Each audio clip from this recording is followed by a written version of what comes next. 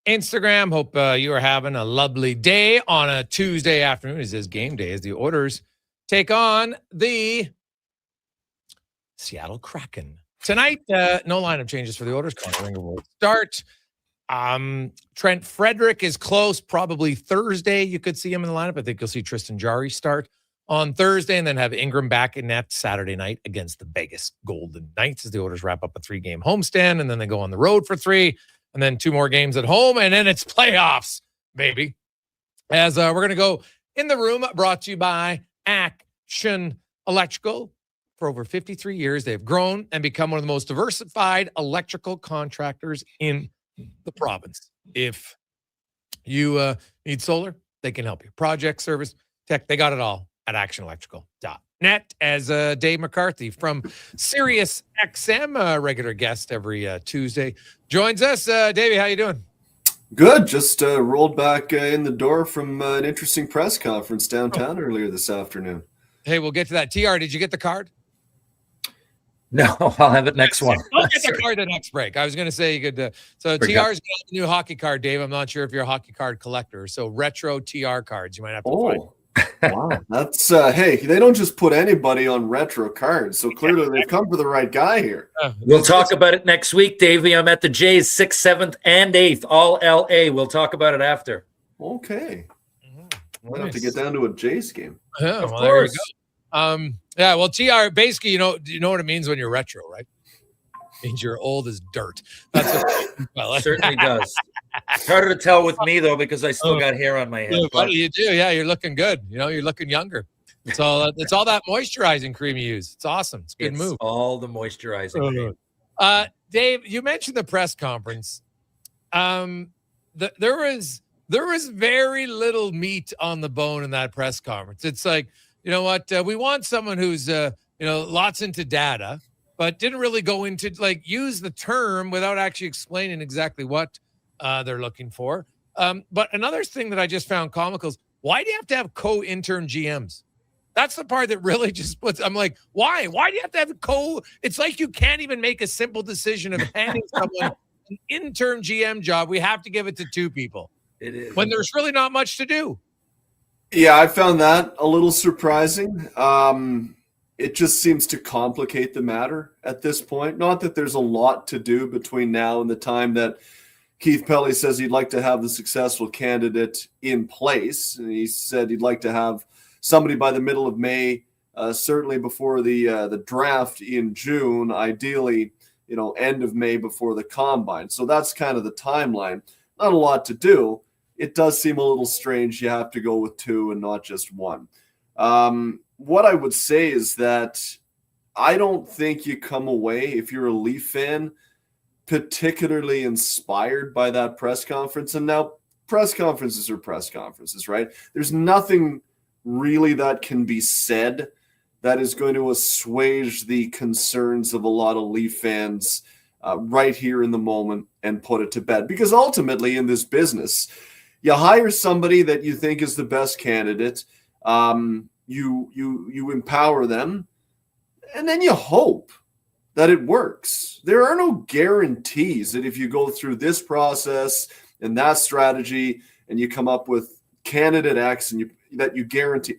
So we'll see what happens. But I found it somewhat surprising that they did not, that Keith Pelly did not convey the structure with which he wants to build the management team, even at one point saying that may come down after we interview candidates. And I guess you can make the case that it's good that he's not closing his mind off to anything, but it really did come off as we'll just figure it out as we go along type feeling, which doesn't inspire a lot of confidence. Really, the only thing of tangibility, if that's a word, was that the next candidate will be heavily data focused, if not a data guy themselves, but then someone who has a willingness and an open-mindedness to utilize data. I did find that strange to an extent, because I was told under Kyle Dubas and Brad Treliving that Darryl Metcalf, who runs the Leafs data department, had a seat at the table that was every bit as equal as everyone else at the table. So is that a shot at Darryl Metcalf saying we don't like the way he formulates data? Is that a shot at Brad Treliving saying we didn't like the way he utilized and put into action the data he was given? But it's not like they had a void of data within the front office. So I found that a little surprising as well. And I just hope that it's not something like in politics where, you elect one party and then people get sick of them. And so you elect the other party and then we swing the pendulum all the way back to the other side. And 3.5 years later, everyone says, we wish we had those guys back. I hope that's not the case here where you went from, data with Kyle Dubas and maybe you swung a little bit too far away from that with just trying to get physical and trying to get big.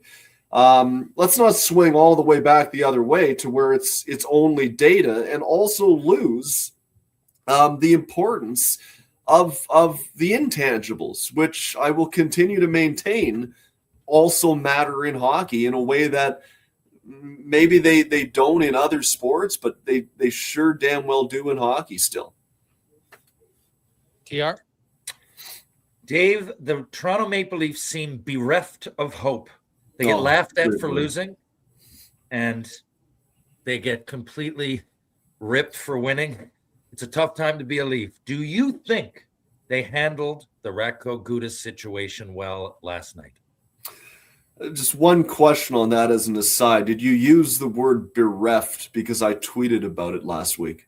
You got it. I'm not very vocal on Twitter, but I try to follow my favorite people. And clearly, it is a word that's not used enough, and it's not a hard word. So I'm going to start. You inspired me. There you go. Thank you. Look, they had to do something. It would have been quite an indictment on the group if they had gone through that game and thrown a no-hitter. So I like the fact that Max Domi went out and addressed it right away. I also love the fact that Radko Gudas, who was in a walking boot a couple of days ago, decided that I'm playing, if for no other reason that it was the right thing to do, but also so that the Leo Carlsons and the Beckett Senecas and the Cutter Gauthiers do not have to bear my burden. I've been telling people for years, you may not like what he does on the ice. Good man, Radko Gudas. And he did what was right by the code. And I'm more convinced than anything, he didn't even throw a punch on purpose. He stood in, took his licking like a man. And I think you got to respect him for it. So I like that Domi handled it right away. And then, look, I get Michael Pezzetta trying to make an impact on the game when he's given the opportunity. I never want to take that away from a guy because, my goodness, there have been too many guys that have been given opportunities that just seem to float through games and end up with a stat line of 0, 0, 0 hits, 0 blocks, like zeros all over the place. So I like the fact that he was trying to make an impact on the game. But in order to make an impact on the game, you have to remain in the game. And if the moment doesn't present itself, you can't get physical with the official. I thought that was silly on his part. Otherwise, I didn't mind it because if they had done nothing, they would have gotten ripped. Was there a degree of performativeness to it last night? Yes, the moment had passed, and yes, it was one of those, we have to do this, and they did. And so I didn't mind that. But the only way this is going to really be a question that's answered moving forward, Terry, is if it just becomes standard practice that when someone takes liberty with anybody on your team, it's a pack mentality. We can't do this as a one-off.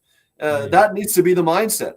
Went through it in Toronto a few years ago when, Bradley Marchand dumped Timothy Liljegren into the corner and screwed up his ankle. And there was the old humana, didn't see it. Nothing happened.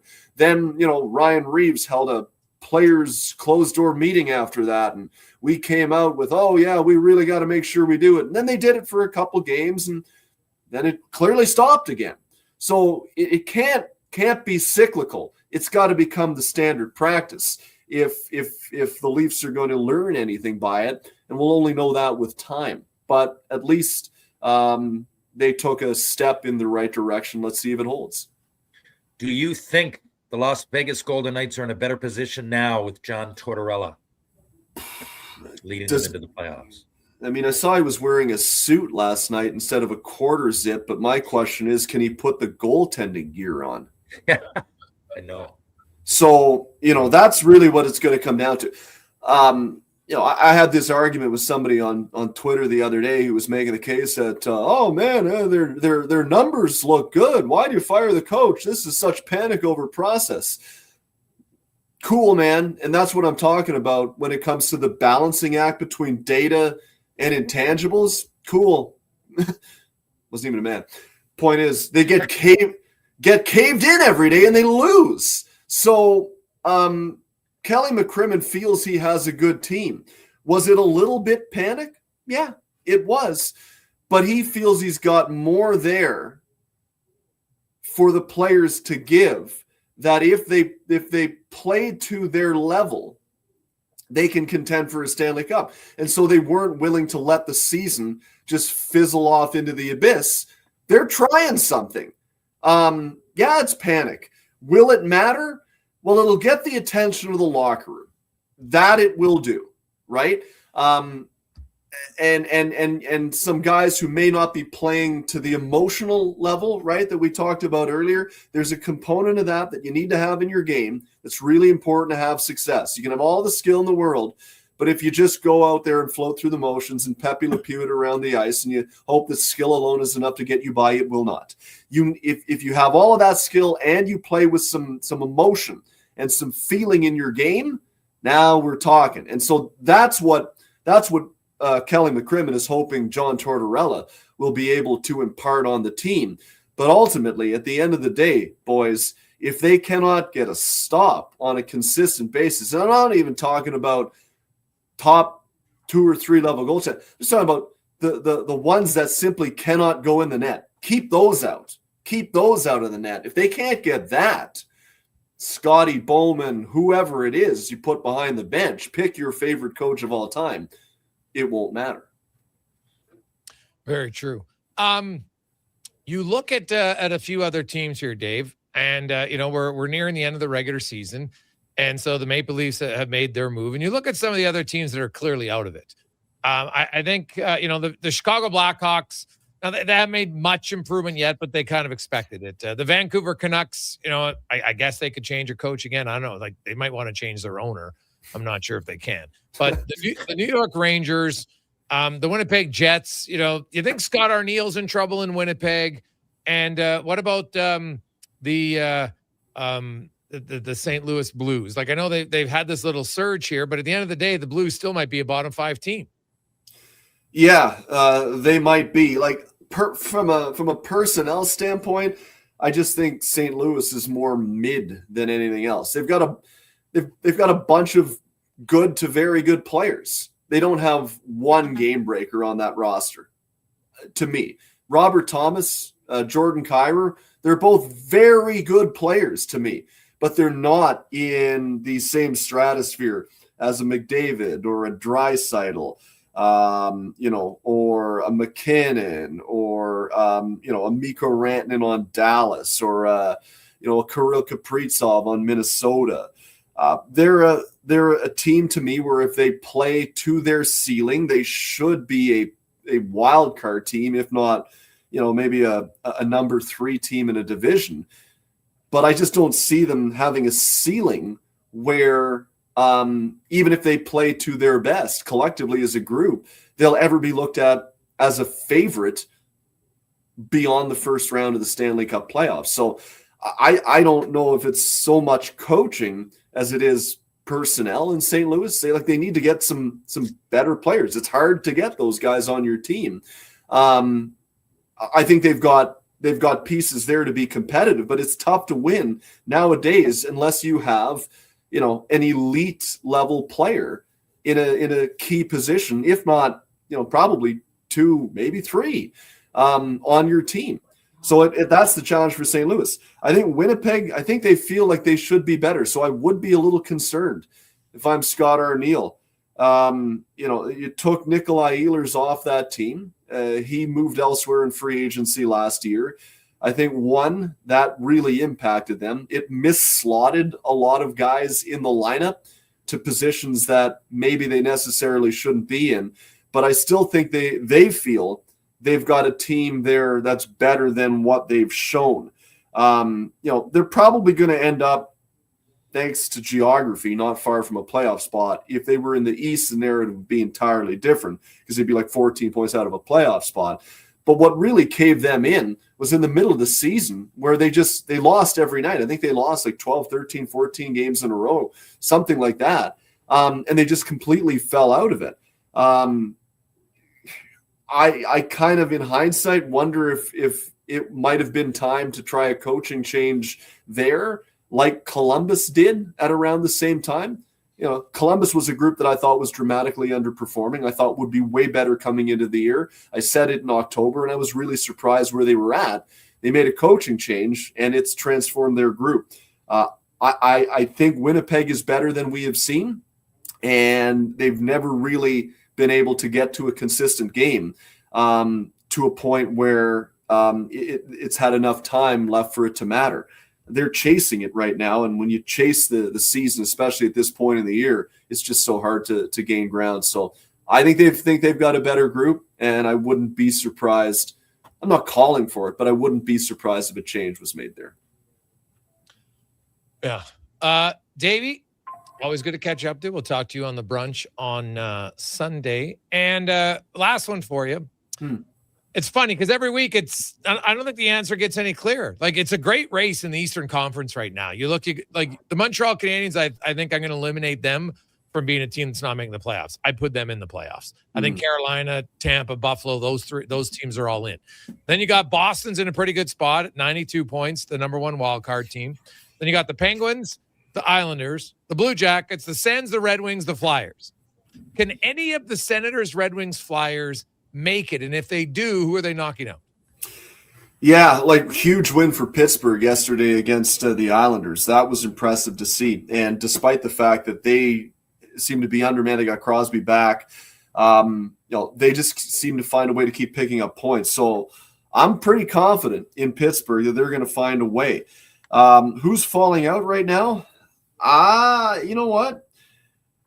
The only team that I think has a chance is Philadelphia, but in order for them to get in, someone's got to come out, and I don't see anybody coming out at this point. It's tight, but I think Columbus is going to find a way. I know their mindset is in the right place. They were really angry with how last season ended. They felt they deserved a better fate. They felt they shot themselves in the foot. So they've learned that lesson, and they understand it. They're drawing on something here. They've had a couple of lessons here in the last week or two where they've let some games get away that have, reestablished the message. I don't think they're going to let this opportunity slip by.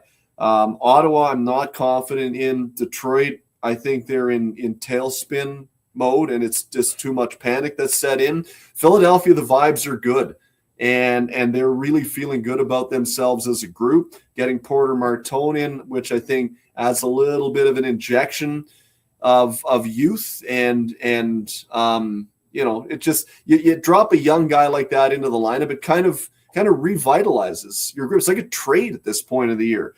So I think that is good for the group. They've gone on such a run to get to this point. They're still not even in, and they got 9 games left. It's a lot to ask of a younger team, but if you pick any of the 3 teams that are out right now that have to get in, Ottawa, Detroit, or Philadelphia, I think the Flyers feel best about themselves as a group right now. And so if I had to bet, I'd bet on them, but I don't know if Columbus is going to fall either. And that's what Philadelphia needs, is for someone to falter. Otherwise, they can't get where they need to be. Awesome. Davey, great stuff, buddy. Chat with you on Sunday. See you, boys. There you go. That's Davey from Sirius XM, Jason Gregor, Terry Ryan. We're going to come back. We're going to hear from Matthias Ekholm, Zach Hyman, and more. It's a Gregor Show presented by PlayAlberta.ca. Booster Juice is going crazy for hazelnuts. No, not crazy. Nuts. Booster Juice is going bananas for hazelnuts. I mean, there are bananas in smoothies, but that's not the point. Banana juice is booster for hazelnuts. What? Just stop. Booster Juice is going nuts for hazelnut. Introducing the Nutty Monkey Smoothie, Holy Hazelnut Acai Bowl, and Nutty Booster Ball, all made with rich, creamy hazelnut spread. Try them today, only at Booster Juice. Canadian-born, blending since 1999. You've got a go-to coffee spot, a trusted barber, even a lucky game day jersey. But when it's about looking your absolute best, there's only one name you need, Mr. Dirk. Family run since 1939, we're experts in crafting impeccable tailor-made suits and offering a wide variety of everyday styles. Pair that with personalized one-on-one fittings and the convenience of on-site tailoring. Mr. Dirk elevates your style game. Visit our Edmonton store or explore MrDirk.com. Score big on style with Mr. Dirk. Whether it's a house, a gas station, an apartment complex, or any new building going up above ground, the work always starts below ground. And that's where you'll find GS Construction. GS Construction ensures the first step, relocating utilities, installing new ones, and building the underground systems, is taken to make progress possible. But the work can't start without you. GS Construction is currently on the lookout for experienced top men, pipe layers, and operators. To apply, visit gsconstruction.ca. On the Rocks, the party never stops. Check it out. Mondays, bingo tune. Tuesdays, tacos and tequila. Wednesdays, it's wings and karaoke. Shake what your mama gave ya with salsa lessons on Thursdays and the best Latin DJs. Plus, live music every Friday, Saturday, and Sunday, along with DJ Kenny K. Hold on, let's not forget $5 happy hour, 7 days a week. Your bar, your party. You're on the Rocks. On the Rocks. Jasper Ave and 118th. If you've got a smart speaker, get it to play Sports 1440. And it doesn't matter when you listen, as we roll out the Sports Talk 24 hours a day, 7 days a week. Edmonton's home for sports radio is Sports 1440.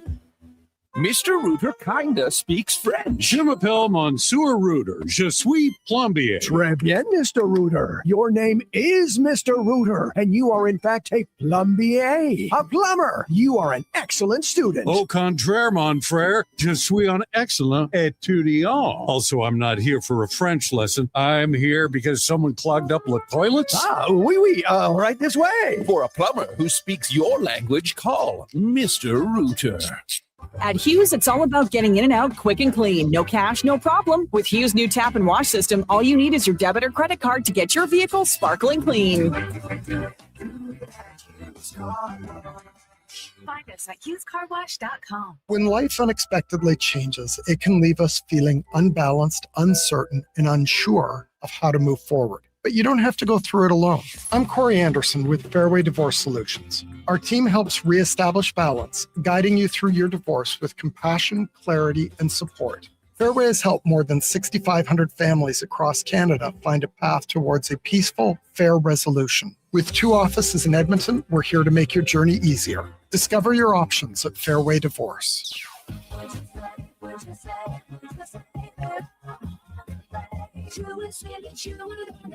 Sherwood Honda is home of the GOAT. That's your greatest offer all time. And they have plenty of pre-owned GOATs that they got on a trade. Every used vehicle they sell goes through a 182-point inspection and comes with a vehicle history report. Because peace of mind is an essential part of getting your GOAT. And Sherwood Honda sure would want you to buy with complete confidence. The Lawnmower Hospital. Contractors, spring cleanup is coming. It's time to get your lawnmowers, aerators, power rakes, lawn vacs, and more serviced at the Lawnmower Hospital. Hey, the longer you wait, the longer you'll have to wait in line later. Their service department gets crazy busy as the season rolls on, so get in now while it's calm. For quick service on top brands like Bluebird, Ryan Turf, Husqvarna, and more, check out lawnmowerhosp.com. The Lawnmower Hospital.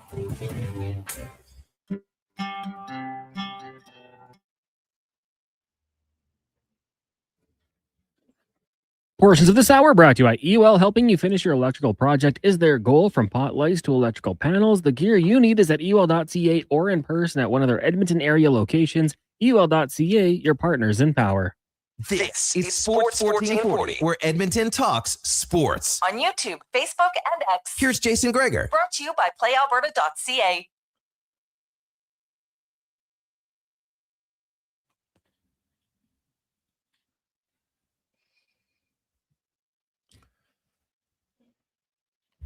353. Oh, man. Italy is out. They're not coming to the World Cup. Bosnia beat them in penalty kicks, and Canada will open up their World Cup in Canada against Bosnia. Incredible. That is wild, ATR. Isn't it, or am I wrong? Oh, Italy's at 12th. Italy came in ranked 12th in the world. Bosnia. Didn't they miss another one recently? No, they missed 3 in a row now. Okay, so 3. I don't understand it. Aren't Italia this big powerhouse? They're missing World Cups. Italy is teams are in it, like 50. Well, this year there'll be more, 64. Yeah. Now, but and it's not always necessarily the best 64 teams because you have to play your way in, right? But hey, they obviously couldn't beat Bosnia, who is, I think, Connor, what'd you say, ranked 61st in the world? 66. Come on, 66. Man. Italy did take a red card in the first half as well, so down a man. But I know, I saw that. Hey, that is. But even you look at when Bosnia, played Wales and beat them, and then Italy's reaction afterwards, like, oh, we'd rather play Bosnia. Like that always comes back to you, man. Always. Like always. Right. So that's why the worst thing to say. Yes, and I look at you know what, it's good and bad. It's bad because I think there's a lot of Canadian Italians that would have been an unreal atmosphere of the game for sure. Yeah. But it's good for the Canadian men's team because let's be honest, on paper, Bosnia is not as good. Now that doesn't mean on the pitch on that day they won't be. But if you're Canada and you had to pick, they'll never say it publicly, but I can. Of course, you'd rather play Bosnia than play Italy in the World Cup. So that is that's better for Canada and gives them a chance to a better chance to potentially move to the next round and get through. So that's but that is huge news, man. 3 in a row, the Italians. So who are they? What are they like there? Are they the Chargers of soccer or the Maple Leafs of soccer? I'm not sure. Like which team chokes more? They'll go a decade and a half in the end without even being in the World Cup. Yeah. But they've won a Euro in that time frame. Yes, they did win a Euro. so is there something I'm not understanding about this? They just haven't been able to get it done in qualifying. Look at the history of Italian soccer. Do they often lose to Bosnia, or am I crazy? No. Nothing against Bosnia. I just think of Italy as one of the world superpowers of soccer, football, whatever you want to call it.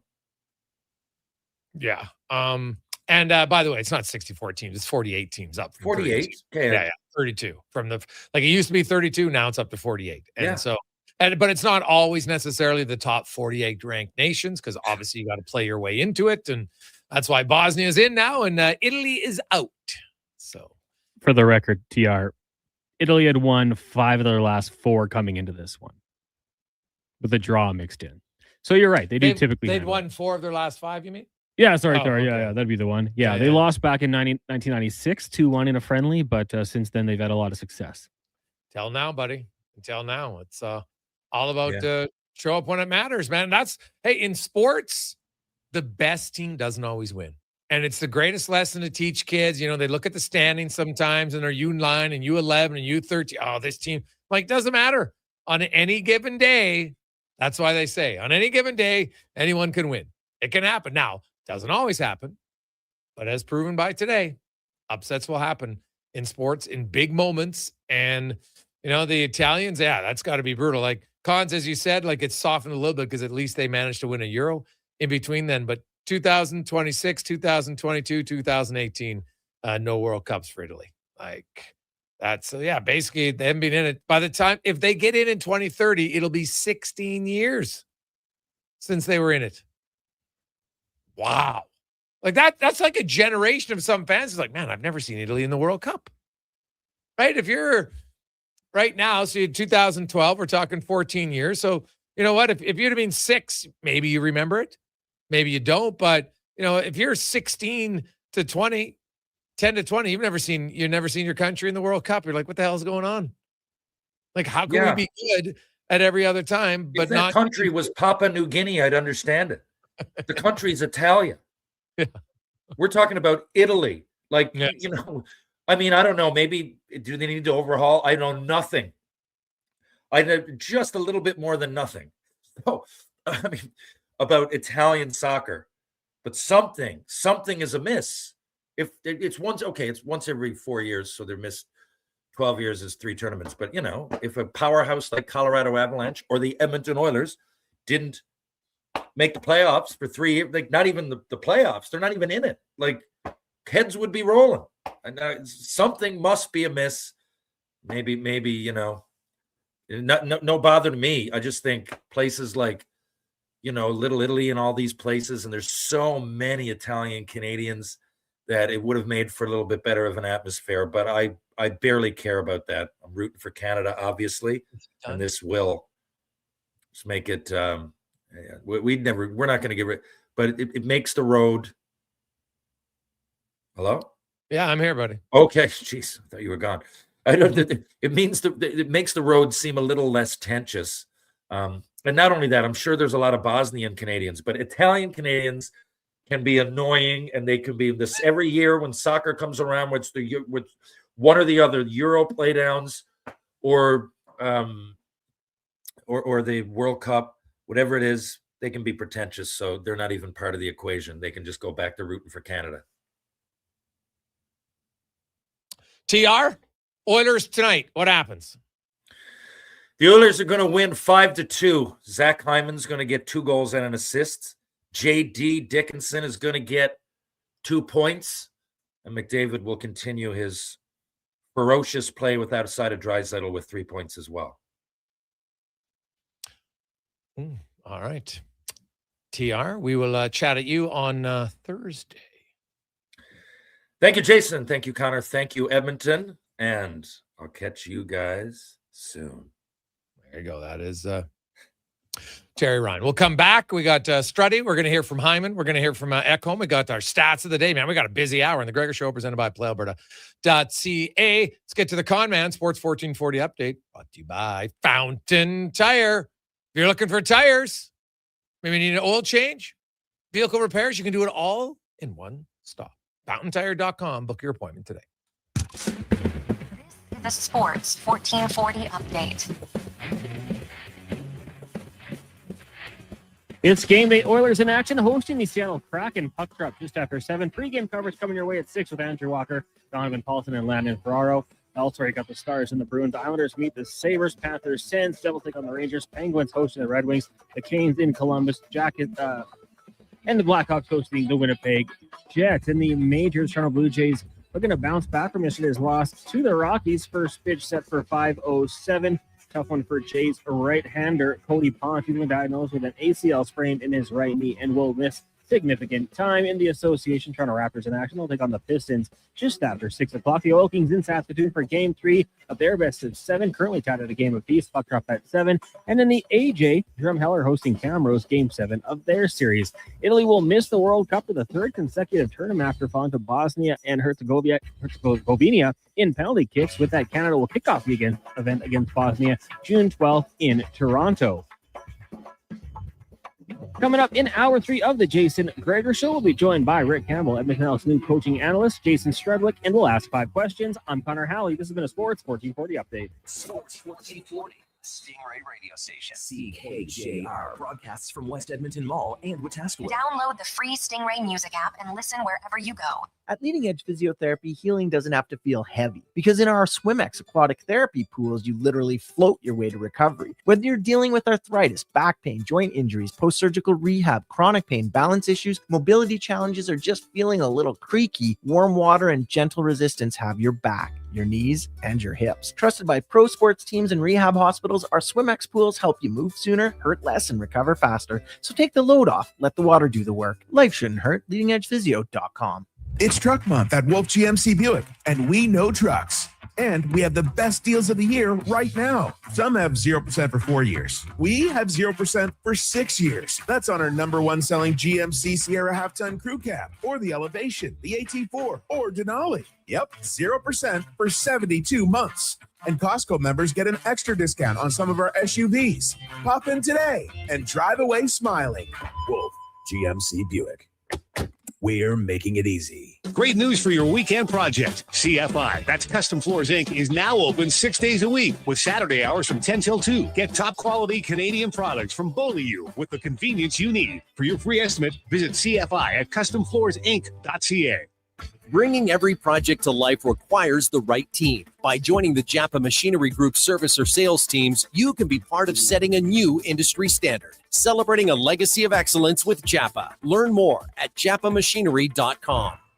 Sleep is for the off-season. What off-season? Sports 1440 is live, loud, and locked 24/7. Oilers, Elks, Riverhawks, Stingers, Oil Kings. We've got your fix. Edmonton's home for sports is Sports 1440. Day or night, tasting just the right. You can order Oodle Noodle at oodlenoodle.ca, delivering you the news almost right away. Remember, you can order Oodle Noodle at oodlenoodle.ca. So stay on your couch all day and order oodlenoodle.ca. Oodle Noodle. It's after 3 o'clock. How are you, Jason Gregor? Stop you cold. At AWS Welding in Nisku, our factory-trained service techs are on hand for all welding equipment repairs. We're a fully warranted center for Miller, Lincoln, Welcome back, Jason Gregor. and we service all makes and models. Proper, regular service extends the life of your gear and keeps it running at peak capacity. Italy. Don't wait for a breakdown. Book your service appointment today at 780-979-0470. AWS Welding. We make it happen. Every goal, every Selly. The place to cheer on your favorite team is Selly's Sports Bar and Lounge. Never a bad seat in the house with all games on tons of big screens. And Selly's menu, top shelf. Plus, check out the game night food and drink features. And don't miss the excitement of Oilers watch parties all season long. Experience Selly's Sports Bar and Lounge at all 3 Century Casino locations. Edmonton, St. Albert, and Century Mile. Every day is game day at Century Casino. From the local links to homes and businesses across the province, Alberta's rural natural gas utilities are here to fuel life affordably, reliably, and safely. We're members of the Federation of Alberta Gas Co-ops, providing natural gas to keep our rural neighborhoods warm and connected every day. It's local, dependable, and it's ours. To learn more about the Federation of Alberta Gas Co-ops and our members, and how natural gas fuels your community, visit fedgas.com. Alberta's Energy. Portions of this hour brought to you by Papa John's. For a limited time, get your favorite large specialty pizza from Papa John's for only $19.99. Use code LSPEC at papajohns.ca or on the Papa John's app. This is Sports 1440, where Edmonton talks sports. On YouTube, Facebook, and X. Here's Jason Gregor. Brought to you by playalberta.ca.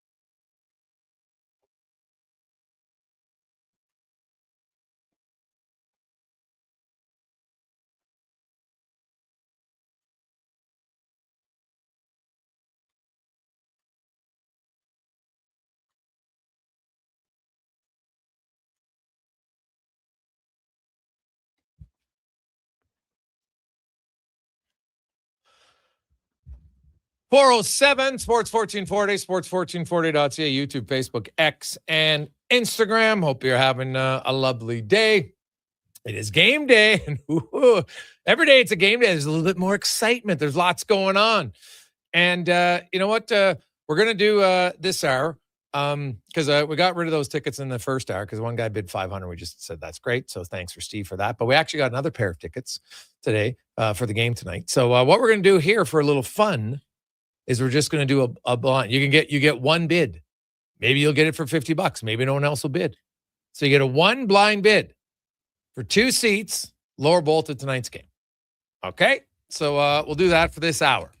Whoever comes in, and guess that's what makes it fun. You get one bid. $100, $80. Who knows? Maybe no one else bids. You'll win. Top bid at $459. We'll get the seats. two seats, lower bowl, tonight, if you want to go to the game. So might get a good deal. We'll have a little fun with that. So thanks for Steve for the $500 bid earlier. We appreciate that. So 833-401-1440, 833-401-1440. So let's see if you can outwit your other listeners if you want to go to the game tonight. Meanwhile, let's talk a little football as we get to our big guest of the day, brought to you by the Spruce Grove Saints. Exciting BCHL playoff action. Get your tickets, sgsaints.ca. That brand new Larry Thompson Arena. It's fantastic. It's going to be great atmosphere. So check it out, sgsaints.ca. And earlier today, the Edmonton Elks made an announcement. A familiar face is coming back to Edmonton. Rick Campbell has signed on as a coaching analyst with the Green and Gold. And he joins us now. Rick, welcome back to the show. Can't hear anything on my end. How you doing? You can't hear me? Can't hear anything on my end right now. Oh, that's weird, because I can hear you and I can see you. So we'll have to try to get it figured out here. Cons or Deck will try to call him or figure something out, because I can see Rick, I can hear Rick, but he can't hear us, which is odd. Unfortunate. That would have to be, I would think, on his end. So we'll try to sort that out. If not, we'll just give him a call and away we go. But this is a very interesting move by the Green and Gold. Rick Campbell, if you were bringing in a coaching analyst, he's pretty qualified. When you look at just look at his coaching career from the different organizations to the different roles that he has been as a head. Of course, he's been a head coach, right? He was a defensive back coach. He's a special teams coordinator. He's been a defensive coordinator. He's been a running backs coach. He's been an assistant head coach. He's been a co-general manager, for goodness sakes. Hasn't been an O-line coach. Hasn't been an OC or a receiver coach. I think that's it, right? D-line? No, it was a D coordinator, but never a D-line coach either. So we'll see. But we'll try to get Rick in on that. So 833-401-1440, 833-401-1440. If you want to do your text, we got a few bids coming in. I can't say what they are. That's what makes it fun.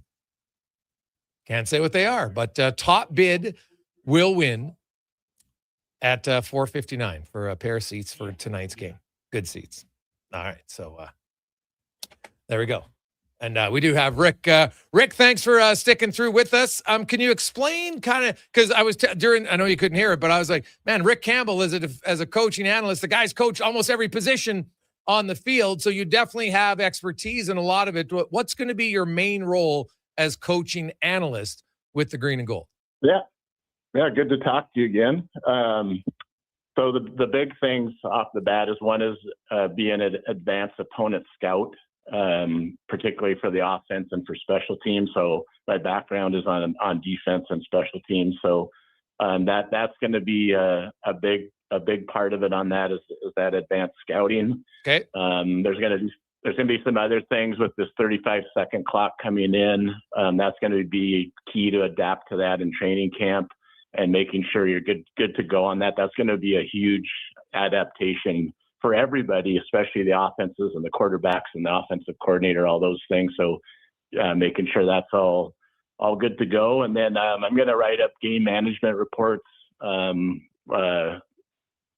all the games in the CFL and making sure just that good decisions are being made and being able to review that week by week. And I think it's a great fit for me as a head coach for 10 years. And just looking forward to kind of contribute to the team any way I can. Well, that's fantastic. So when you write up a game management report, you're going to do it for all the games. So in that report, Rick, is it safe to say, so you're saying in second and six, they did this and they threw this and this is, and would you add in kind of why or if it was the right call or the wrong call? Do you add any of that or do you just outline in the game management exactly what occurred? Yeah, it's going to be key situations in the game where big things are happening. Normally that could be at the end of the half or the end of the game, but it could be other points in the game where you just want to make sure you're doing the right things.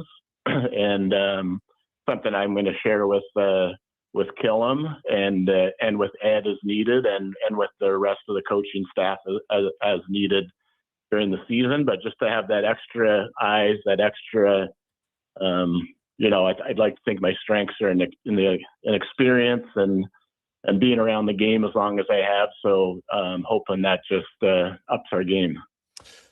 You've been in so many different roles, Rick. Can you kind of explain, because, I talked to Mark Killam afterwards, and until you're a head coach, you think you're prepared, and then you're like, oh, geez, I wasn't prepared for that, or I wasn't really sure about certain things, and you just learn as you go. I talked to Jason Moss, and, Jason Moss, a head coach, and probably no different. Rick Campbell, head coach in year 1, is a lot different than Rick Campbell, head coach in year 10, right? Progression, how much can you help Mark Killam in just kind of learning the head coaching position? Yeah, well, one is Mark's an excellent coach, and he's a good head coach already.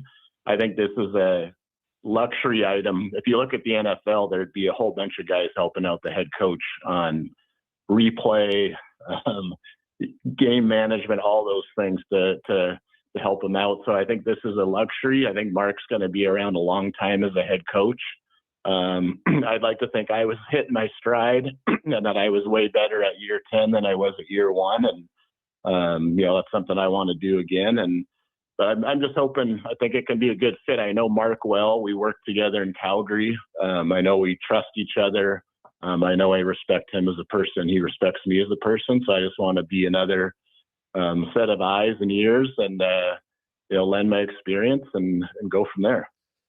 Rick Campbell joins us, a new coaching analyst for the Edmonton Elks. And having been in the head coaching role for as long as you have, I think you understand, is there a time where do you kind of have to wait until Mark asks questions to want to inundate him with stuff, right? Knowing that as a head coach, you're just like you don't want to sometimes overburden a guy. So having coached that position, is it easier for you to fill this role because you'll kind of know when and where to give your input? Yeah, exactly. You don't want to be overbearing on people. Whether I was a coordinator and the head coach was talking to me too much, or if I was the head coach, I wouldn't want someone in my ear all the time. But you definitely utilize people when you're the head coach of people that are in the press box or situations on whether to review a call or whether to go for 2.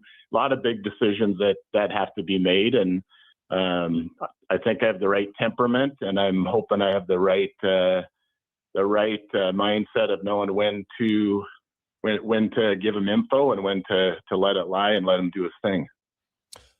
So you talk about that the new 35-second clock. What do you think are going to be the biggest challenges from a coaching perspective?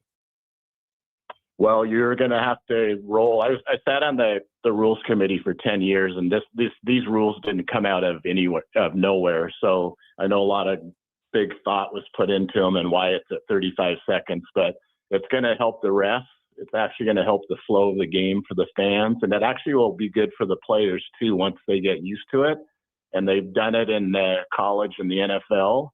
And I think it helps. And the only reason we didn't do it in the CFL is because our benches were on the same side, and you couldn't do it on the teams in the East because one team had to run further on the field than the other. So that's the reason it didn't happen in the past. But once they voted to put the benches on the opposite side of the field, which is great from a football flow point of view, just looking at it from the football team point of view, once you did that and you can put this 35-second clock in, coaches can't waste time trying to make decisions, trying to burn the clock when you're ahead in the game. So that's a huge gamesmanship thing in the CFL, was trying to burn the clock up.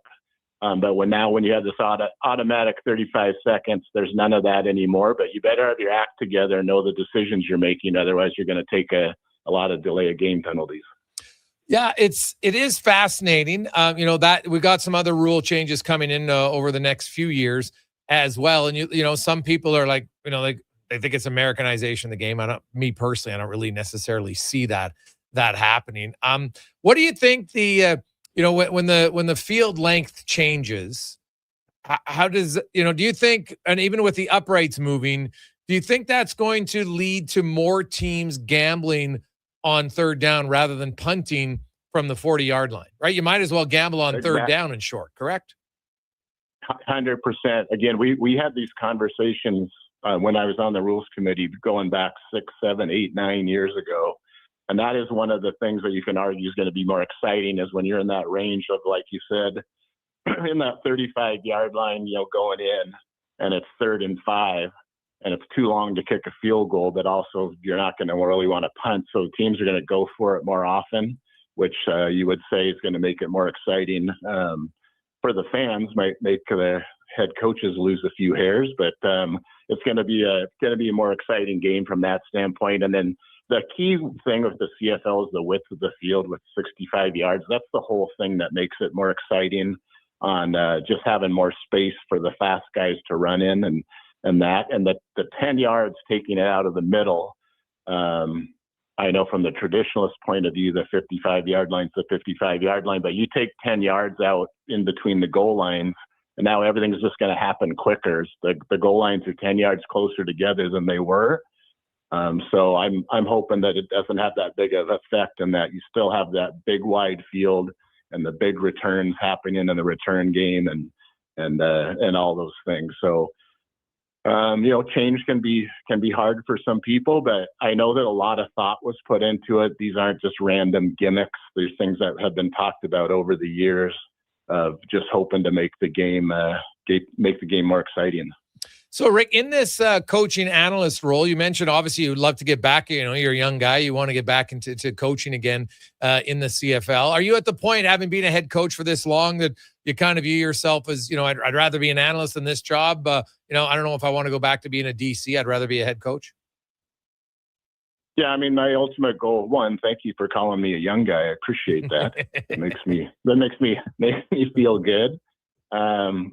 Yeah, I just want to focus on this year and doing the best job I can, and to help Edmonton the best that I can. And I'm hoping it makes me an even better head coaching candidate, and that I want to be completely on top of my game, as far as, like you said, game management, the rules, all those things, and that you're right there with it. And that's why I stayed involved last year too in Ottawa, was to just be completely on top of the game. I thought in BC we had a good thing going here. I thought I was doing really good things as a head coach, and we'll see what happens, and just looking forward to this year for now, and doing good things in Edmonton. And I just think there's a lot of reasons for optimism in Edmonton. I think it's a coaching staff that's on the younger side, but going into year 2, I think the QB situation's solidified more going into this year. So lots of reasons, and some good young players. And so I've been a part of teams that are trending up and are in growth mode, which I think Edmonton is, which I feel lucky to be a part of it. And, there's other teams that are kind of trending down. So, going to be tough sledding in the West this year, a lot of good teams, but, a lot of reasons to believe the Elks can throw their hat in the ring and be right in it. Rick Campbell joins us. Rick, I want to go back to, so when you work on advanced scouting, and most of it's going to be on special teams and defense, as you alluded to, when you're in preseason and you're getting to game 1 of the regular season and teams don't really show much, what can you do advanced scouting leading up to week 1? Yeah, you hope you're just getting a good feel for the players, especially the new ones to the CFL. So watching them in the preseason and seeing what they're like and trying to predict what their roster is going to be like. The other part of the gamesmanship is, a lot of the coaches in the CFL are the same, whether they're on the same team or not. But, you can focus on the coach and what he likes to do schematically and those things. But it is harder earlier in the season. A lot of coaches like when you get to week 4 and 5, because they have a good breakdown of the teams they're playing. But it's also exciting from the flip side is that in week 1, you can throw in some new wrinkles, and that's why coaches do self scouting and do go visit other teams and do things to try to grow as a coach, so that you can involve and have some new concepts going into the season in week 1. One last one for you, Rick, because I know you were co-GMing and stuff. The draft comes up, and obviously it's a huge thing for a team. Having looked at that, being in that GM chair for the time that you were, what do you think's the biggest challenge still in CFL drafting? Well, you always have to balance when you're going to see them. So, the high-end players, are they going to be in the NFL? How long are they going to be there? There's going to be some wrinkles coming now with the nil money with college, see how that's going to affect things going on that front. The biggest thing I like was interviewing the guys one-on-one, because you can do a whole bunch of homework watching guys on film, which is hugely important as the game film and seeing what they can do.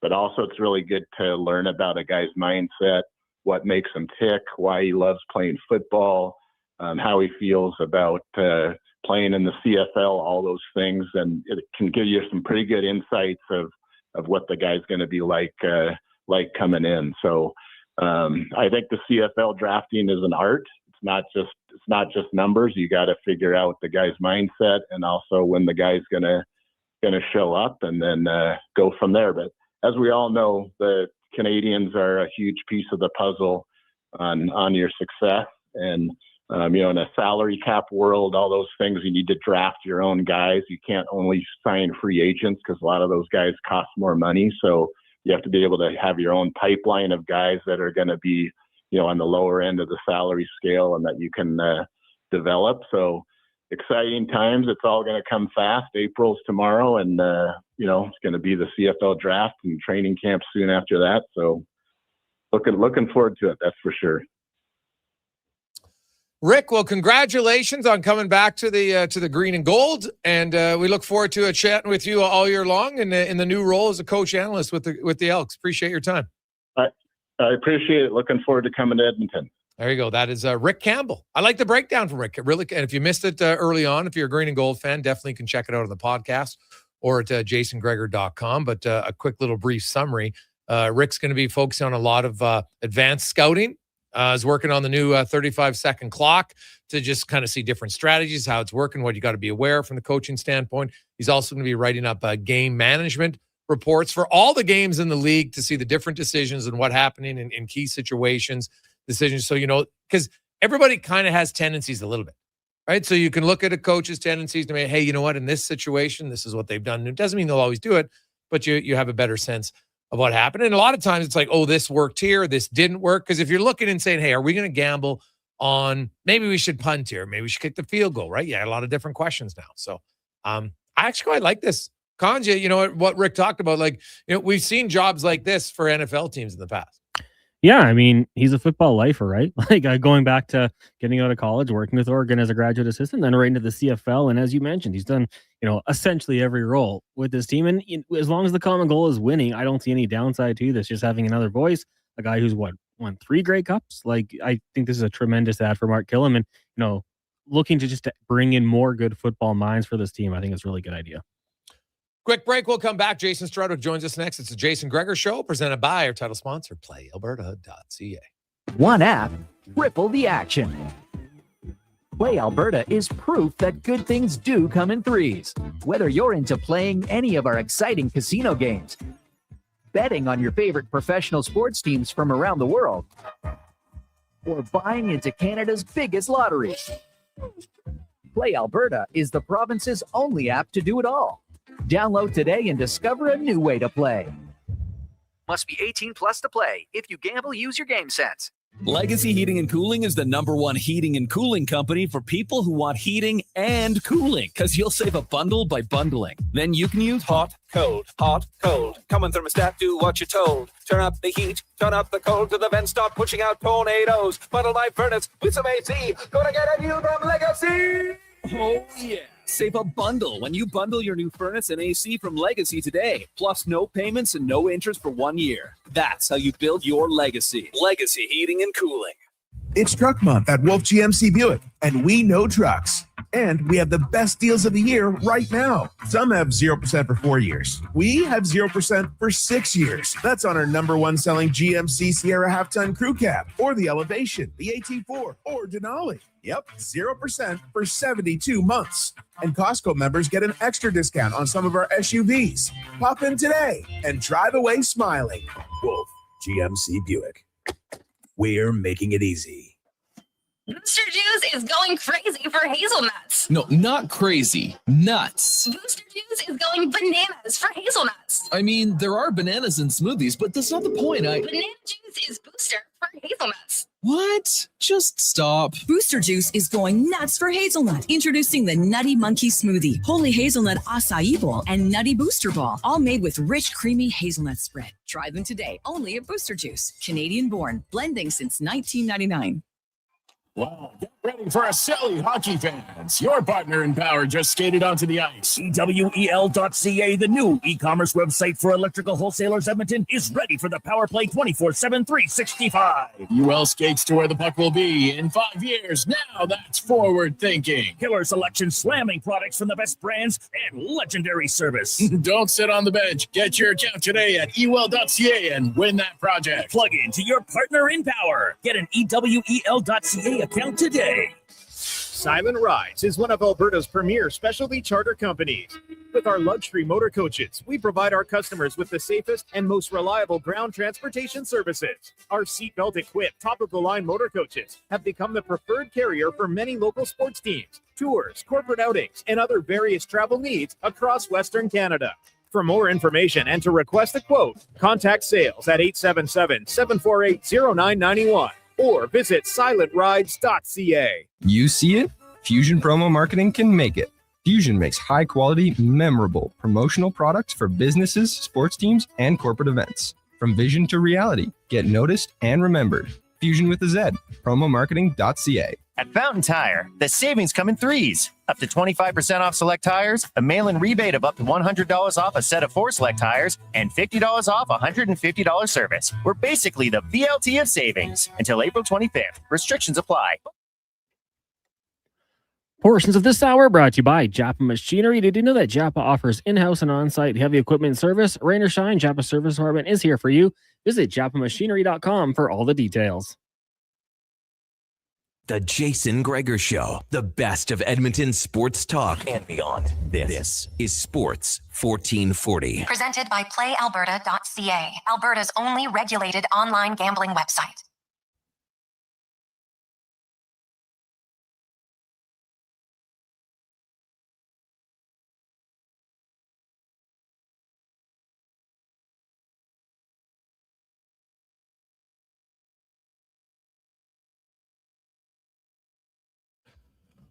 Well, it's Tuesday night, and the lights will be high tonight as Edmonton and Seattle, the Oilers, all-time 14-4 against the Kraken. No team has defeated Seattle more than the Edmonton Oilers since they entered the NHL back in the 21-22 season.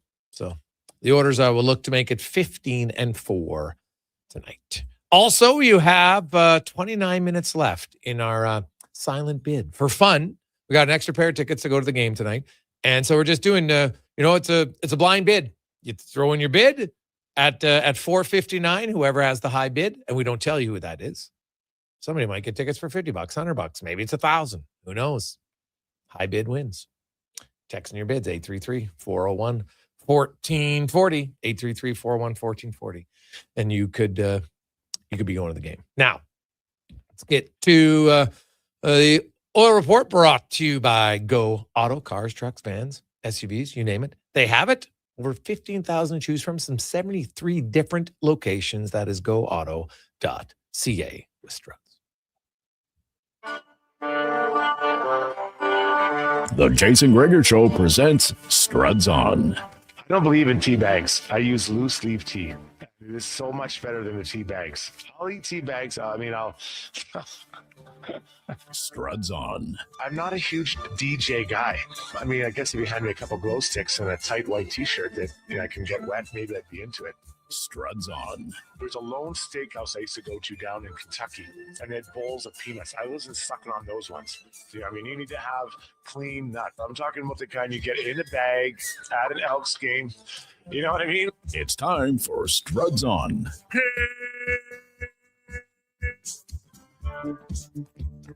Strutty, how you doing? Good, buddy. I like the suit. A little purple. Is that purple I see? It blends nicely with your skin tone. It's kind of a little bit more, maybe more maroon, I would say. A little bit more maroon. But I can see that. You know what? Hey, we were at a shoot a video, Struds. You know me, I'm always looking good. So it's one thing. I don't have good hair, but I got good clothes. So. Good clothes and good calves. I saw you coaching today. Because I by the way, athletic care. Because I landed on my elbow and I now got a huge freaking bulb on the bottom of my elbow, so I have to go get it looked at. Anyway, I saw you on the ice teaching a young guy hands in tight. Are you expanding your coaching? Like, are you teaching something you've never worked on? Well, what can I not teach after that session? I actually really liked how you had the net set up. I'm like, that's actually really good. It teaches guys how to have to elevate it in tight quickly. Yeah. You know what? I just try to work on stuff that, may have time in a regular practice, right? When I get a chance out there. And it's a lot of fun. I really enjoy it. And just trying new things, right? If it doesn't work, you don't have to do it the next time. But that's a keeper. I'm putting that in my coaches.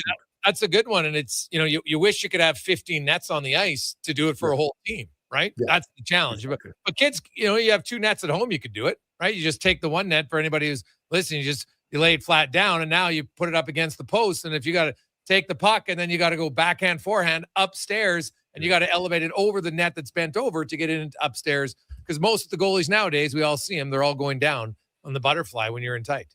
Yeah, the habits, right? You're just trying to create habits, something they can like, oh, I've been in this position before. I'll just throw it over top. Yeah, I like it.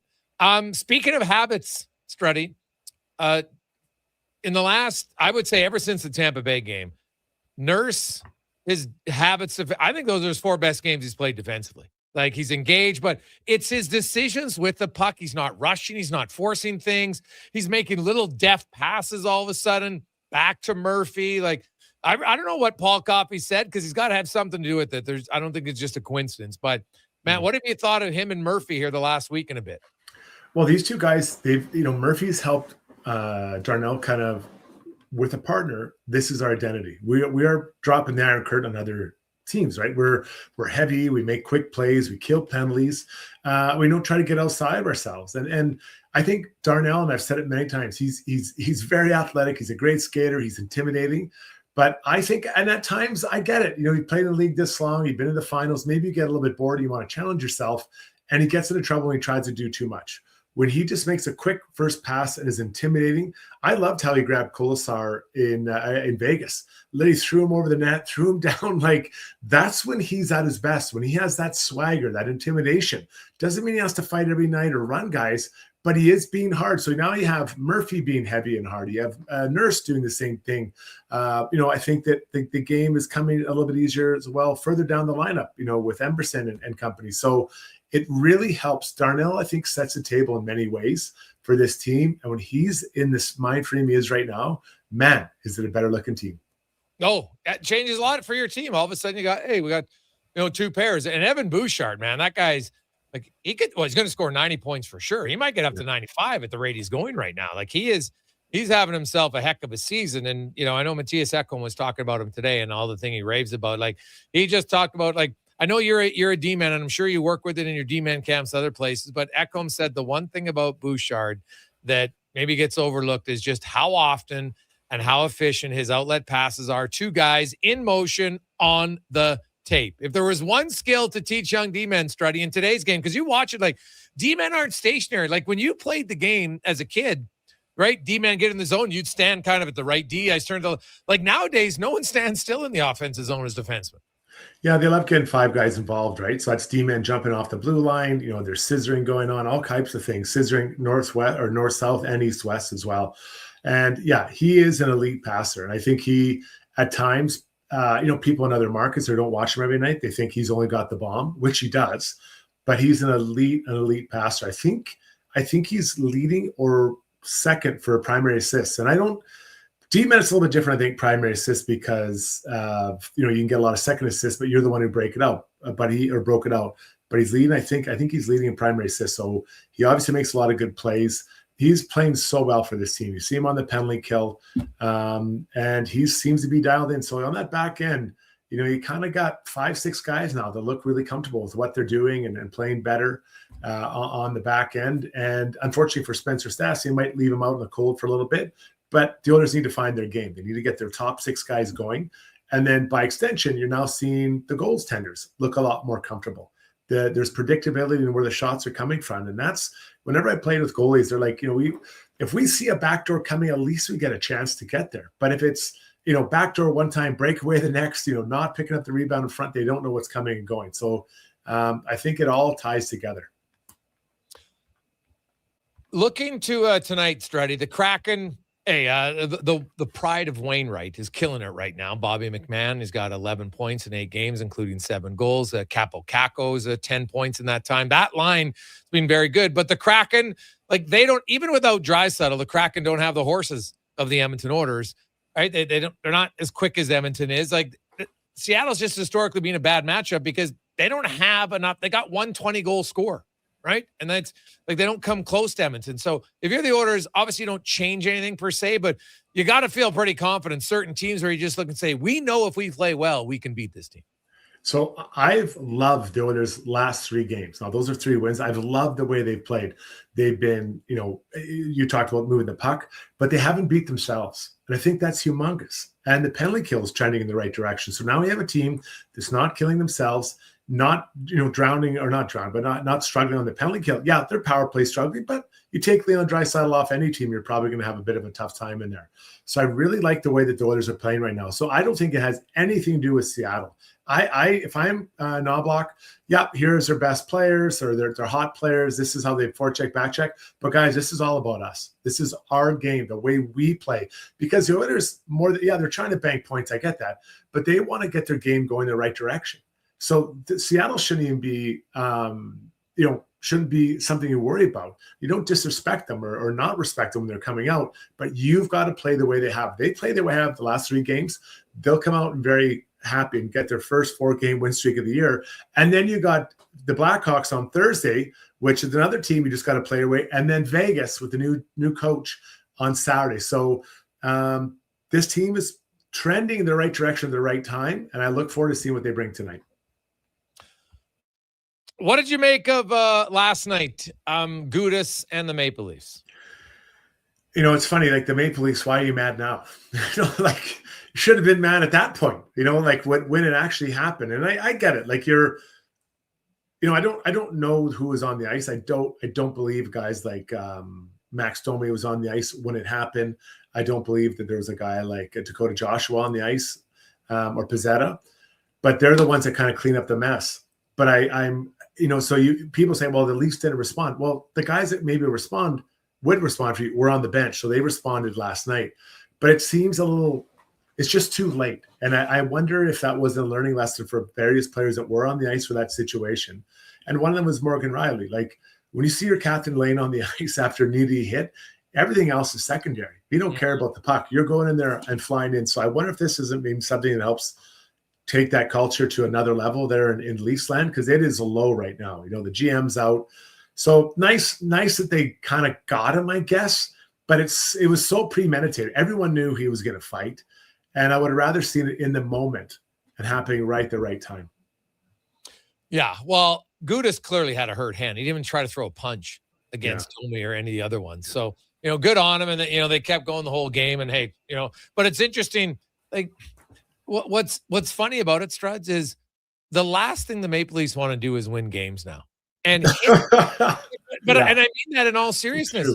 Yeah, they're going to give up. They're going to look at the pick they might give up. I know. Right? So why? And they're the Pelican, we're not going to tank. But I'm like, why? It's not tanking. Have a plan. We have a plan.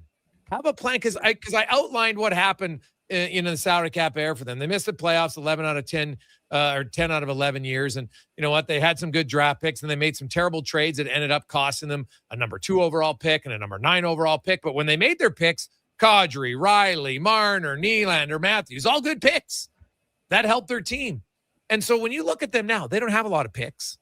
They don't have a ton of prospects. And their team still needs a number 1 defenseman, probably a reliable goaltender. They got 2 key forwards. John Tavares is getting older. I'm like, how the hell do they think they're going to retool if they're missing prospects and picks? So the last thing you can do is give away a top pick. The organization be like, Craig Berube, you say, I don't care what you do. You play the kids, do whatever you have to. We cannot win games.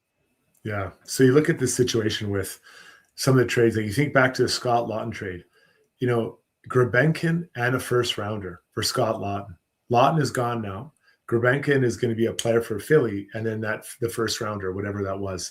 Like they don't have anything. This is going to get really bad for the Leafs. There's no quick turnaround for this. I just don't see it. And then if you're a top player, do you want to stay there? Right? So they have no one coming. They have nothing. So, I understand people are like, well, we'd like to get Armstrong from St. Louis. Yeah, I'd like my hair to grow back as well. Doesn't mean it's going to happen. If you're Armstrong, why are you going back there right now? You have, in my opinion, Greg's, the Leafs haven't even hit rock bottom. They haven't even hit the rock bottom yet. And you think a top guy is going to want to come there and be a part of that? I have a hard time envisioning that happening, Greg's. I don't know what you think, but I'm sorry. I don't think you're going to get a top guy when you have yet to hit rock bottom. Yeah, well, that's probably very valid. Give me your thoughts on the difference that you see from a pure defender standpoint, and why Emberson makes that third pair so much better than Stastny does. Man, I think that he's just further down his road of development. I think he's a better player now. He's a right shot. Yeah, that helps. And I think as you made the point, I'll give you credit, which is rare. You said that he reminds you, Spencer Stastny's making some of the mistakes this year that we saw from Emerson last year. And Emerson's just quiet and calm. He just goes and plays. And I think it allows Wallman to, just like Nurse, now kind of knows his identity, right? He is beside a guy who's going to be more stay-at-home. He doesn't necessarily want the puck on his stick all the time, where Wallman does. So I think it's really let him also find his game, because he's playing better as well now, Wallman. So everyone seems to be slotted properly with the right partner, and it's helping them find their games. So this is a pretty good development, because I said at the beginning of the year, I thought this was the best D the Oilers have had since Connor McDavid came. Now I know that Kulak was gone to start the year. Kulak's left and all that stuff. But now it seems to be sliding into place just as the year's going. Yeah. Well, the one thing I've noticed, Struddy, Dickinson, you throw in Szymanski, like there's two forwards now who I believe are defense first. Now, I had a really good chat with Dickinson in the room, and he's kind of annoyed. He feels like, man, my lines, we got to do more in the offensive zone. So it's not like they never want to produce. You do, but they have such a natural defensive outlook that, okay, sure, you'd like him to score more, but you're comfortable with Dickinson now. I see the coach in the minutes he allocates. He can play Dickinson upwards of half the minutes against the other team's top lines, with McDavid out there getting the other half or a bit more, right? And I know that might seem like a little bit, but that's like against Kucherov. McDavid played 7 minutes. He played 5.5, and Dickinson actually be better in his 5.5 minutes. Now, when Draisaitl comes back, that opens up even more windows, right? Where you can just say, hey, if Dickinson's taking 3 or 4 minutes against the other team's top line, that's 3 or 4 minutes that you can free up for Draisaitl and McDavid to match up against second, third, or fourth line. And over the course of his 60-minute game study, I think that's a big advantage. Yeah, and gives them a little bit lighter matchups. He doesn't always have to take those, he being Leon. Now, at the end of the game, of course, Leon's going to be out there, right, to take faceoffs. But middle second period, you don't have to put him out there. Throw Dickinson out there. Let him hammer on his wrist as he's trying to snap back these faceoffs, right, to whoever. So it has really been a game changer. So credit Stan Bowman and his staff to identify and go out and get the right players that they needed in those moments to bring it in, because Murphy's been a great addition. He's complemented Darnell Nurse, just like we saw Matthias Ekholm complement Bouchard a few years ago. And then Dickinson's given them a lot of options, right, down the middle. And what I like, Greg's, is they're noticeably bigger. You have Dickinson, you have Murphy. Now, Cole Dock, I'm not sure how much he's going to play when he gets going, but Trent Frederick's a big body, is coming back. They look a lot bigger, and size matters. It does matter. So that allows you to have some options like Savoy, who's playing really well, a little bit smaller body, smart, fast, but you can't have all small players, just like you can't have all big and slow. This is a nice mix they have with these new additions on the team. Struddy, always good to catch up with you, buddy. We will chat again soon. Have a great day. Yeah, I still think it's purple suit, buddy, but either way, it looks beautiful. Buddy, it is. It changes colors in the light, so maybe you just catch them in a little bit better light, right? It's shiny. Shiny. Jason Gregor from Now You're Back podcast here. It's the Gregor Show on Sports 1440. We'll come back. We got 5 questions, and we got spec DVD. Man, what a busy show. And if you missed it, Italy out of the World Cup. So Canada's pool for the upcoming World Cup will be Switzerland, they're 19th ranked in the world. Canada's 30th. Qatar is 55th. And Bosnia, 65th. Pretty good pool. Like that, it looks a lot different without Italy. That is a massive, massive help for Canada. Could get into the second round. It's awesome. We'll return to the Gregor Show presented by PlayAlberta.ca. Wondering what you can afford? Let Go Auto do the math with our free car loan calculator. No pressure, no awkward convos, just quick answers on your budget and payments. Bad credit, no credit? We got you. Text CHECK to 780-777-7777. That's CHECK to 780 all 7. Find out what you qualify for and start shopping with confidence. Go Auto. Drive what you love with payments that make sense. Craving your favorite mouth-watering pizzas? Papa John's has large specialty pizzas for only $19.99 for a limited time. Get a flavorful all the meats, the works, ultimate pepperoni, Hawaiian, barbecue chicken, and more on original thin or New York style crust. Use the code LSPEC at papajohns.ca or on the Papa John's app. Get yours today. Better ingredients, better pizza. Papa John's. Legacy Heating and Cooling offers no payments and no interest for 1 year on your new furnace. So, when you wake up to no heat, call Legacy. Call Legacy. If you need it immediately with no overtime rates. If you need it immediately and want to combo it with AC. Call Legacy. Call Legacy. No payments and no interest for 1 year on your new furnace. It could only be Legacy Heating and Cooling. At On the Rocks, the party never stops. Check it out.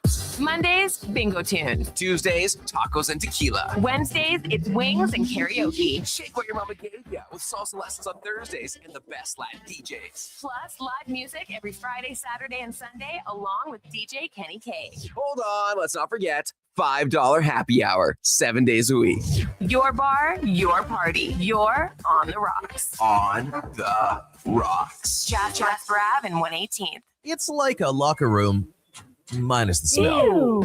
Kevin Carius brings the banter, the buzz, and the bold sports talk. Weekday mornings from 7 to 11 on Sports 1440, Edmonton's home for sports.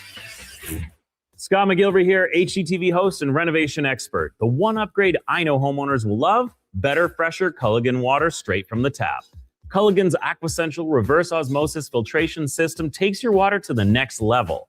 With up to 7 stages of filtration and 14 filter options, they're certified to reduce over 90 contaminants. Your tap water is about to get a major upgrade. Safer water that tastes great. Get started with a free in-home water test at Culligan.com. Culligan, water you love. Nothing beats getting a deal at McDonald's. Why? Because you get a deal now. Deal later. Redeem an offer from the latest mailer or on the McDonald's app and dig into instant savings. Plus, you earn points towards Free McDonald's. Now that's what I call a double whammy of deals. Why does that keep happening? Deals sent right to your door. Check your mailbox for the latest McDonald's mailer loaded with delicious value. For a limited time at participating restaurants in Western Canada. Bring into savings at the Brick. Refresh your home with huge discounts. Save up to $1,800 on sofas and sectionals, and buy more, save more. Up to 25% off bedroom and dining furniture. Dreaming of better sleep? Upgrade your mattress game. Save up to 40% off select mattresses and score free delivery when you use your FlexiBee card. Plus, save 50% when you buy 2 or more select major kitchen appliances. Some exclusions apply. See in store for details. The Brick, proudly Canadian since 1971. I'm Rick Showers from No Bull RV, and I am a used RV salesman. But just because I love being a used RV salesman doesn't mean you would like doing my job all day long. If you're selling your RV privately, that means that you have to be an RV salesman too. That's right, Bob, and there's a lot of work involved. You have to find the customers, be ready to show it at a time and place that's convenient for the other guy, all the stuff you take for granted when you come to No Bull. There's not a lot of glamour in being a used RV salesman, Rick. I don't do it for the glamour, Bob. I love helping people enjoy the great outdoors on their terms. It's my life's work, but it doesn't have to be yours. When you sell your quality used RV with us, we take care of everything. Cleaning, repairs, commercials like this one to bring people in, and besides, I like being a used RV salesman. A lot more than you do. And that's no bull. NobleRV.ca.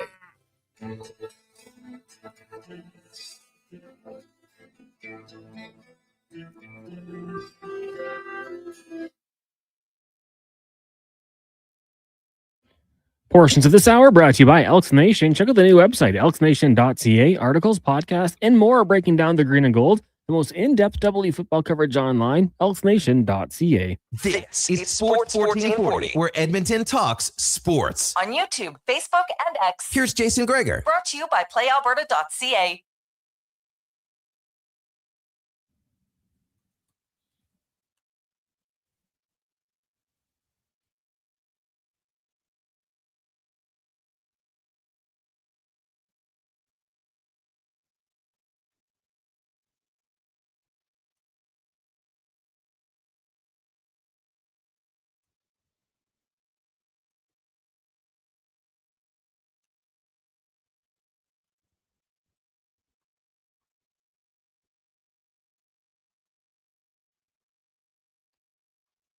.454, Jason Gregor, Connor Halley, Sports 1440, sports1440.ca, YouTube, Facebook, X, Instagram, Twitch. You can check out everything, see the show, click the subscribe button, give it a thumbs up, whatever you like. It's great. Let's get to 5 questions now, brought to you by The Brick.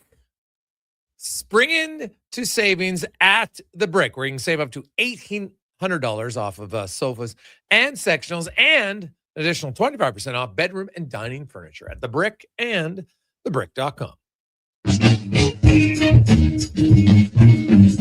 It's time for 5 questions on the Jason Gregor Show. All right, Jason, let's get a prediction. Oilers and Kraken, and who's going to score the game-winning goal?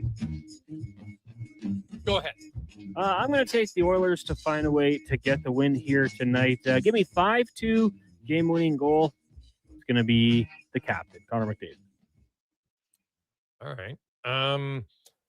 I actually think Edmonton's gonna score quite a bit tonight. Seattle's just a matchup that has not gone well for the Kraken. 6th game of a 6-game road trip.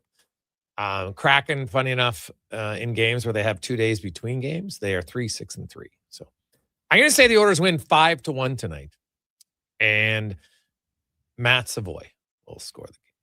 Good pick. Question number 2. I'm going to make it a 2-parter here because it's kind of easy, I think, when you look at the schedule. So when does Tristan Jarry's next start come? And in the final games following, how many more does he get into? Well, he's going to start on Thursday against Chicago. Then I would guess he would start he's going to start one of the 2 games in the back-to-back next week. So that's 2.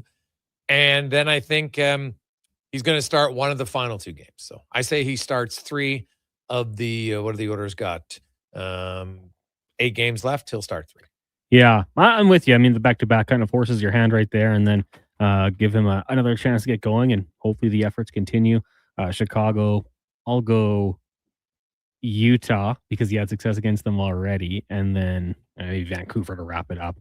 Question number 3 for you. Who do you think should be the next GM of the Toronto Maple Leafs? And it's going to be a tough... You need somebody who... And it doesn't have to be a GM with GM experience. I don't think that's a must-have for Toronto. Sounds like they're going to have a president of hockey and a GM. So is the president of hockey going to be more important? I don't know. But I'm going to say Chris Pronger will be the next general manager of the Toronto.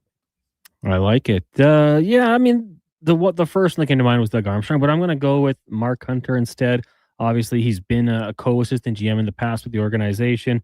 What he's done with the London Knights, we know. And the last GM to come from, well, one of the last was with Vegas. And, they've had a lot of success with the CHL general manager. So I'll go Mark Hunter for me. Maybe the analytics steer away from him.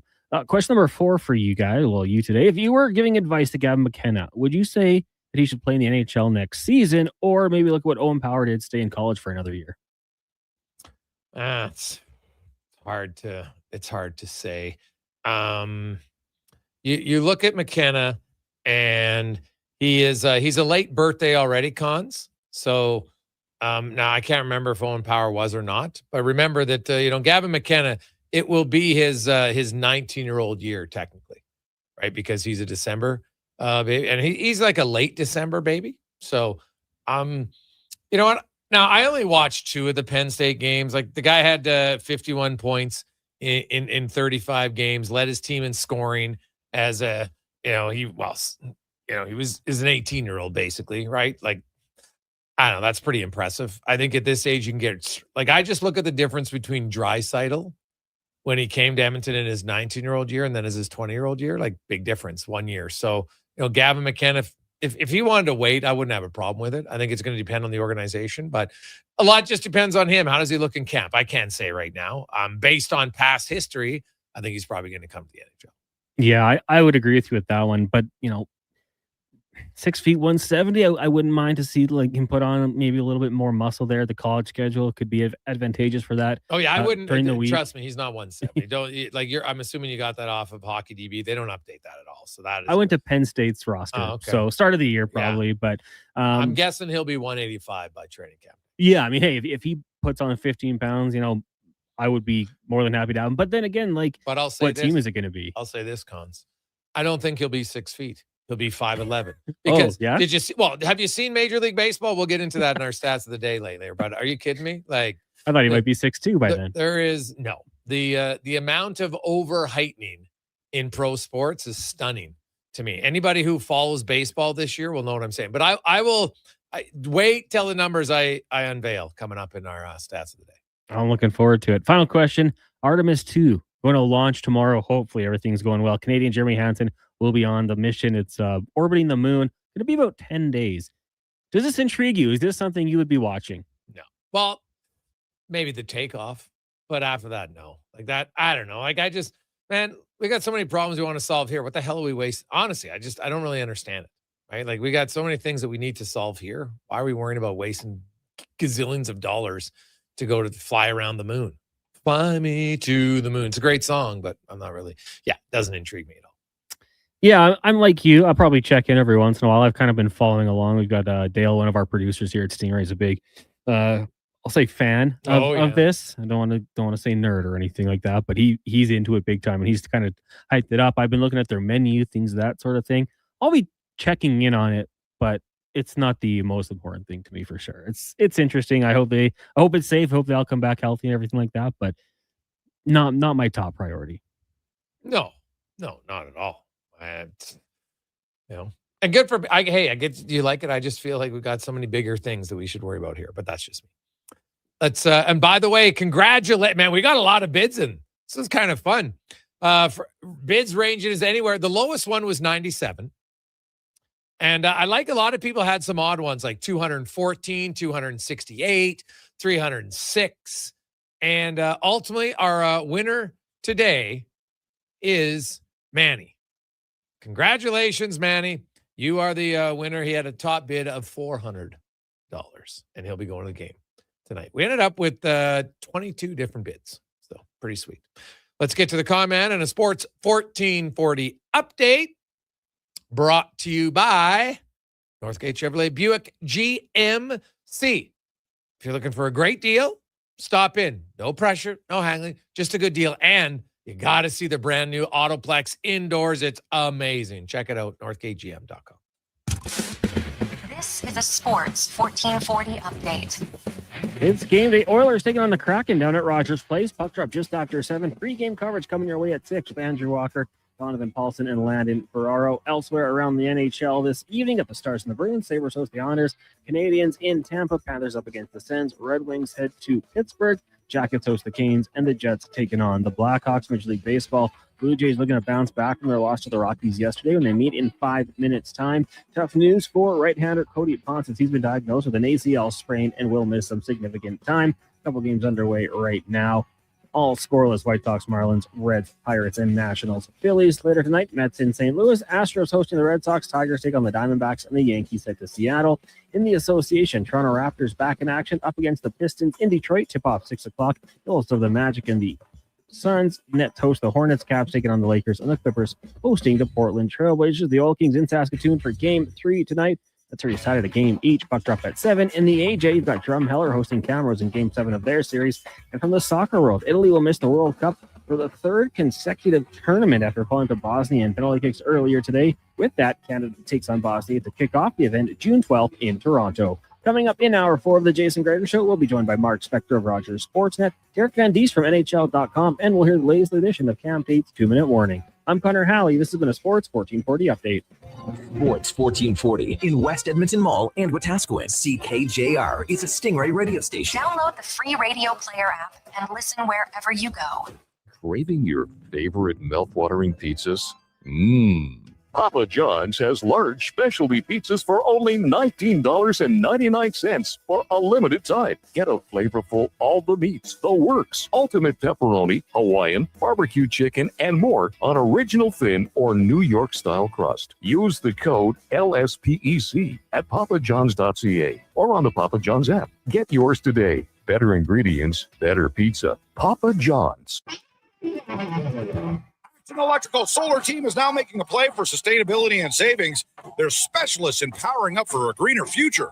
That's the strategy, designing and installing high-efficiency solar panels.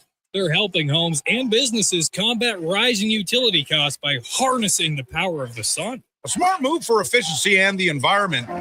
Hire the Action Electrical Team to bring home a win for your project. Visit actionelectrical.net. Who's that working on the underground utilities over there? All Star Construction, that's who. What about the street lighting? Yep, All Star Construction. And the directional drilling, hydro backing, neighborhood renewal, and telecommunication work? Yep. Since 2009, All Star Construction has been doing all that and more, shaping and building Edmonton communities for land developers all around Edmonton. That's what All Star Construction is all about. This jersey was worn by the legend himself, signed and everything. You can't just wear it. I'm framing it with expressions and images. Your prized jersey deserves better than the closet. Think Expressions and Images, your local custom framer since 91. You name it, we frame it. At Fountain Tire, the savings come in threes. Up to 25% off select tires, a mail-in rebate of up to $100 off a set of 4 select tires, and $50 off a $150 service. We're basically the BLT of savings. Until April 25th. Restrictions apply. Book today. Your seat is closer than you think. Starting at just $28 a week with a deposit-free payment plan available. Securing your full, half, and quarter season seats inside Rogers Place for the 2026-27 season has never been easier. Sign up for pre-sale access at edmontonoilers.com/season seats. Experience all that Rogers Place has to offer during an Oilers game night by visiting edmontonoilers.com/season seats. This summer, it's coming. An unstoppable force that will turn your home into the Sweatbox.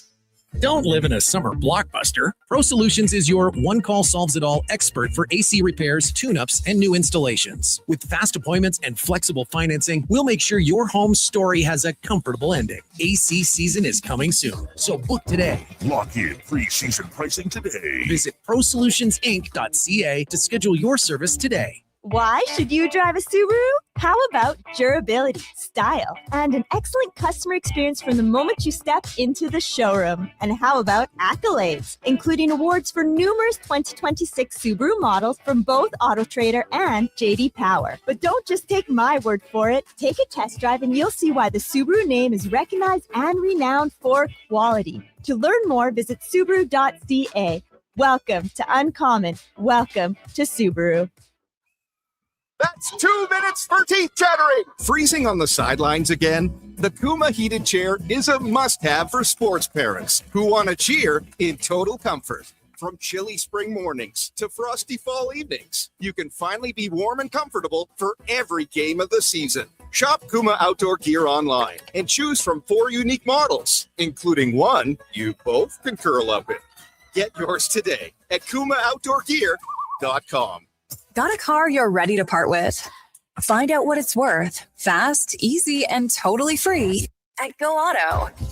We're talking top dollar trade-ins, whether it's a little worn or still rocking that new car smell. Just a few clicks, And boom, you've got your value. Text value to 780-777-7777 to start. That's value to 780 all sevens. Why guess what it's worth? Let Go Auto show you the money.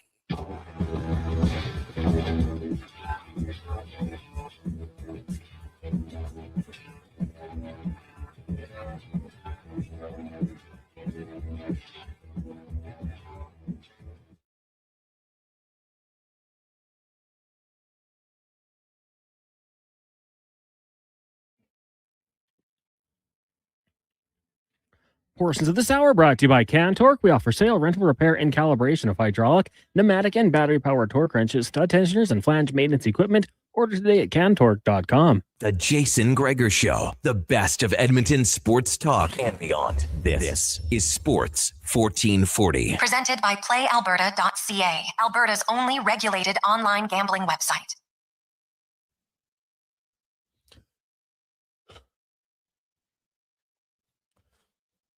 .508, welcome back.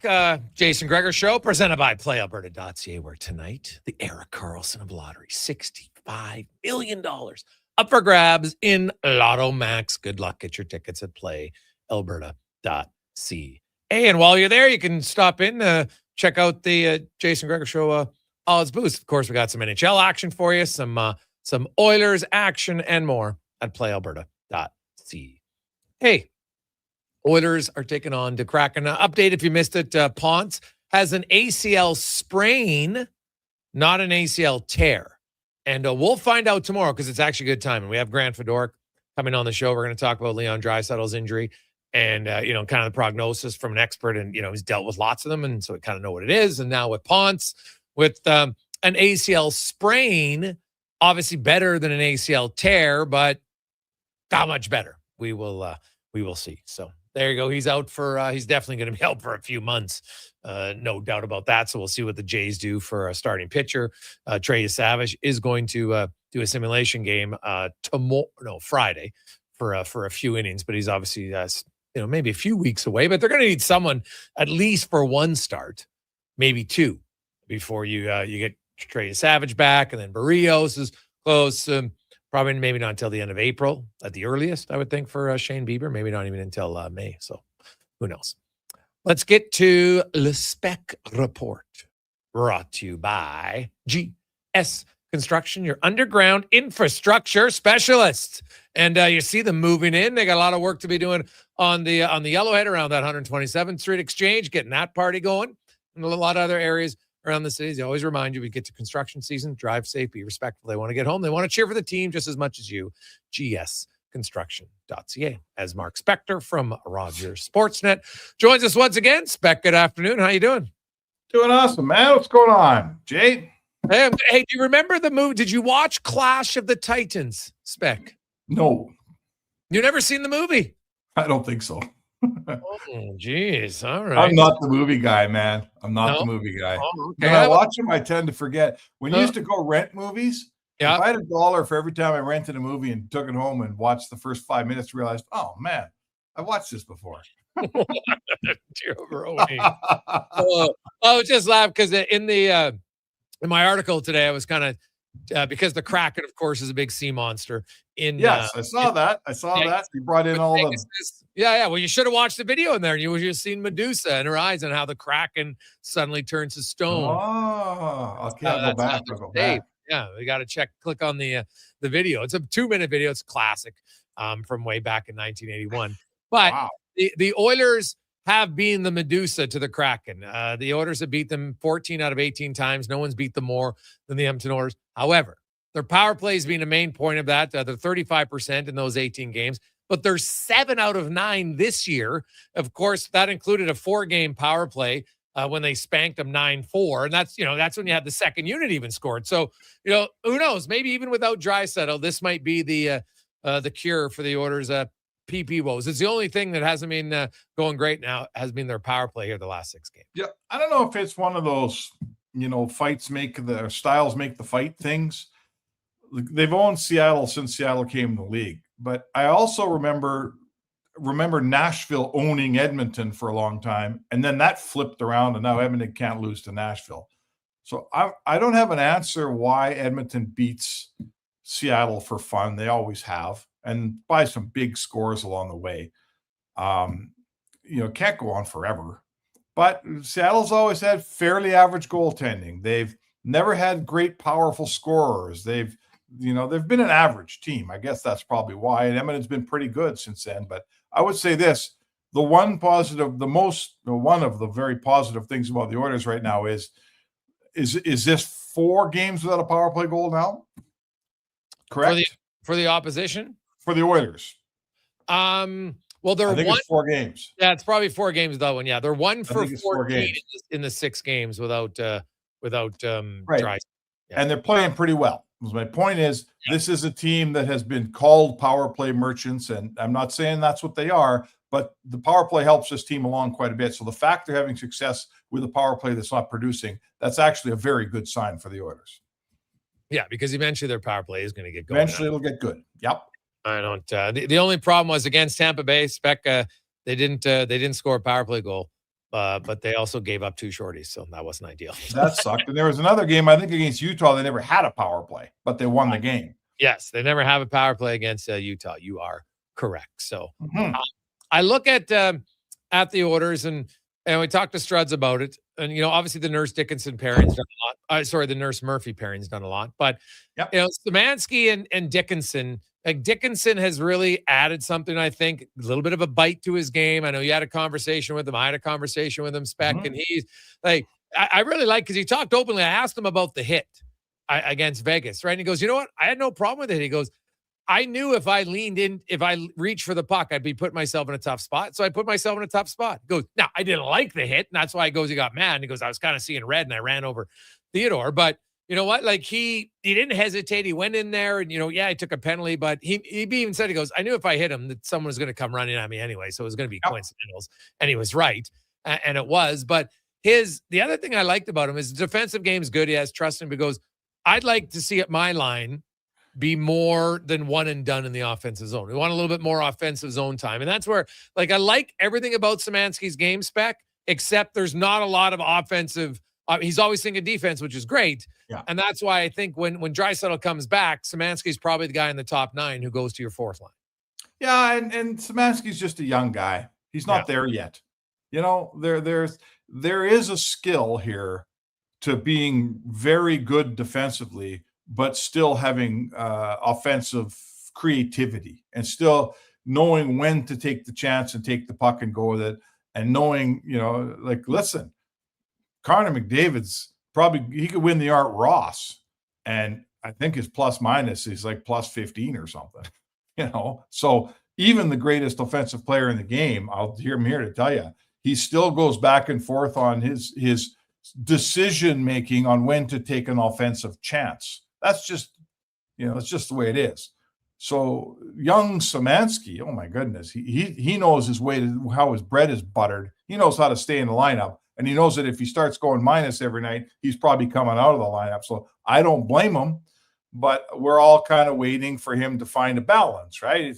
You can't just defend. There's got to be, when you get the puck, you got to do something with it. He'll get there. Will he get there this year? I don't know, Jay.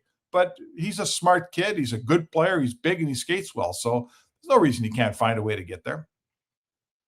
Oh, no, I definitely think, he's been an unreal find for the Oilers, right? Like undrafted player. And that's and we've talked about this before. That's what the Oilers have done well is, getting some young guys, like that. And hey, that's like a 4th round draft pick 5 years ago who makes your team when they're 22 and 23, because that's when most of them do, right? That's essentially what that is. But it's found money. And I think Szymanski's looking at it as a guy who has a lot of potential, who, the other advantage he has a countryman who they're in Germany. Hey, do you want to train for 3 weeks together and stuff with one of the most skilled guys in the world? Trust me, Szymanski's offensive game here is going to get a big uptick in the next few seasons. And I don't think it's just going to be like instant, but I won't be surprised if, 2-3 years down the road, oh, there's Josh Szymanski, 14, 15 goal season, something like that as a 3rd pair guy. Nothing wrong with it. So, well, and we crap on Bowman for making some of the bigger mistakes. The Jari trade, his July 1st haven't been good, but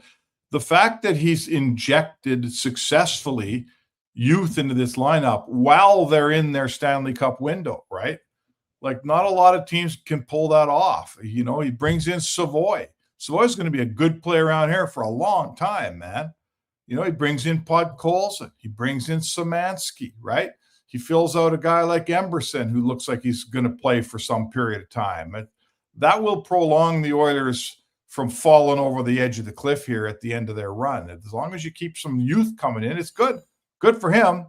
I'm not telling you those guys are the difference makers. You know, it's usually July 1st that puts you over the top when it comes to winning cups. But I'll tell you what, those guys, there's 4 young players right there. And, you know, you got Ike Howard in the farm. People like him down there. Let's see how he does. But Bowman's been pretty good at that. It's not just a bunch of old guys taking a cup run here. He keeps injecting youth in, and you can't complain about that. When you look at a guy like Matt Savoy, and this is a hard question, but for fun, what do you see as a projection down the road for Matt Savoy? Well, it's getting easier to project. Like, he's a rookie for one. You know, what's he? Is he 22? I think. I don't know. It might only be 20. It might be 22. I thought he's only 21. I'll double check. I know his birthday's in January. Right? Okay, so let's say he's 22. I know this. He's an NHL rookie, first season. Oh yeah, and he's shown. He's already shown that he can play back in January. Just turned 22 in January. Okay, so he's really young. He's shown already that you can put him on a line with Connor McDavid, and he doesn't make McDavid worse. You know, McDavid is still very productive when he's playing with Savoy. So that's the first thing. Like, oh my God, if you can find young, cheap guys that can play with McDavid and make him better, that's, you know, or Draisaitl or whoever. So that's the first thing. You know, the next step for a player like that is, can he play? You know, he's young and he's a winger. So I'm not telling you he's going to drive his own line anytime soon. But that, I guess, would that be the next step, Jay? Once you prove you can play with great players, then you have to, the next step is, can you bring other guys along? But for a 22-year-old rookie to be on your first line and being productive, and the guy that's, you know, your centerman is not missing a step here with Savoy with him, oh my God, that's pretty unbelievable. Like, that's pretty good stuff for a young player. I don't think Ryan McLeod was ever going to be that guy. I don't think Ryan McLeod was ever going to play with McDavid. McDavid was going to continue to have an Art Ross pace, and he was going to thrive offensively. I never saw that out of Ryan McLeod. Sorry. Yeah. Well, yeah, McLeod is, you know, he's more of a you know, a really good third line center, and you're seeing that in Buffalo. Savoy has more high-end offense for him, for sure. The one thing about Savoy that I think some people maybe didn't bet on was him being that good of a penalty killer and that good awareness defensively. Like, Matt Savoy is really good defensively. You watch the reads he takes in his defensive zone. I think it surprised a lot of people. And that's why, man, I will argue till I'm blue in the face on the need to have guys play in the American League. And Matt Savoy was a high-end pick. Playing more guys in the American League, giving them big minutes in all situations, helped them become a better NHL player. And Savoy is the prime example of it. It's why, you know, Ike Howard, I'd love it if he could kill penalties. Now he's not killing penalties. And so that's a slight concern for me, because if he doesn't score for you in the NHL and he's not overly physical, what's he going to do? Right? That's the challenge. Savoy's got more tools in his toolbox right now. Yeah. Oh, for sure. And you put pressure on an Ike Howard, because now he's got to be a top 6 player up here. You know, if he's not killing penalties and he's not really checking great, then he's got to be a top 6 player. Well, guys like Savoy come in the league, and Szymanski as bottom 6 players, and then they earn trust and they gain experience and they buy some time. It's hard to buy time when you walk in the door, and the NHL coach as well. The only place I can really use you, son, is on one of my top 2 lines. So that means you better start producing, and you better start right now. That's a lot of pressure. You got to be really, really good to pull that off. And let's see what the future holds for Ike Howard here. I don't know if he's good enough to be that player. You know, hopefully for his sake he is. Spec, we will see you down at the rink tonight. Have yourself a great day. All right, looking forward to it, man. Should be fun tonight. There you go. That is Mark Specker, the Spec Report, brought to you by GS Construction. We'll return. We get to DVD. We got some stats of the day. You don't want to miss some of those, babe. We're going to have some fun with it. Coming up on the Gregor Show, presented by PlayAlberta.ca. One app, triple the action. Play Alberta is proof that good things do come in threes. Whether you're into playing any of our exciting casino games, betting on your favorite professional sports teams from around the world, or buying into Canada's biggest lotteries, Play Alberta is the province's only app to do it all. Download today and discover a new way to play. Must be 18 plus to play. If you gamble, use your game sense. And now Action Electrical's testing team is on defense duty. They're the guardians of safety and compliance, a critical part of any lineup. Precisely. They perform rigorous safety and code compliance testing for commercial operations. Think of them as the referees, ensuring everything is up to standard before disaster strikes. Their preventative plays are legendary, spotting faults early. Hire the Action Electrical team to bring home a win for your project. Visit actionelectrical.net. Craving your favorite mouth-watering pizzas?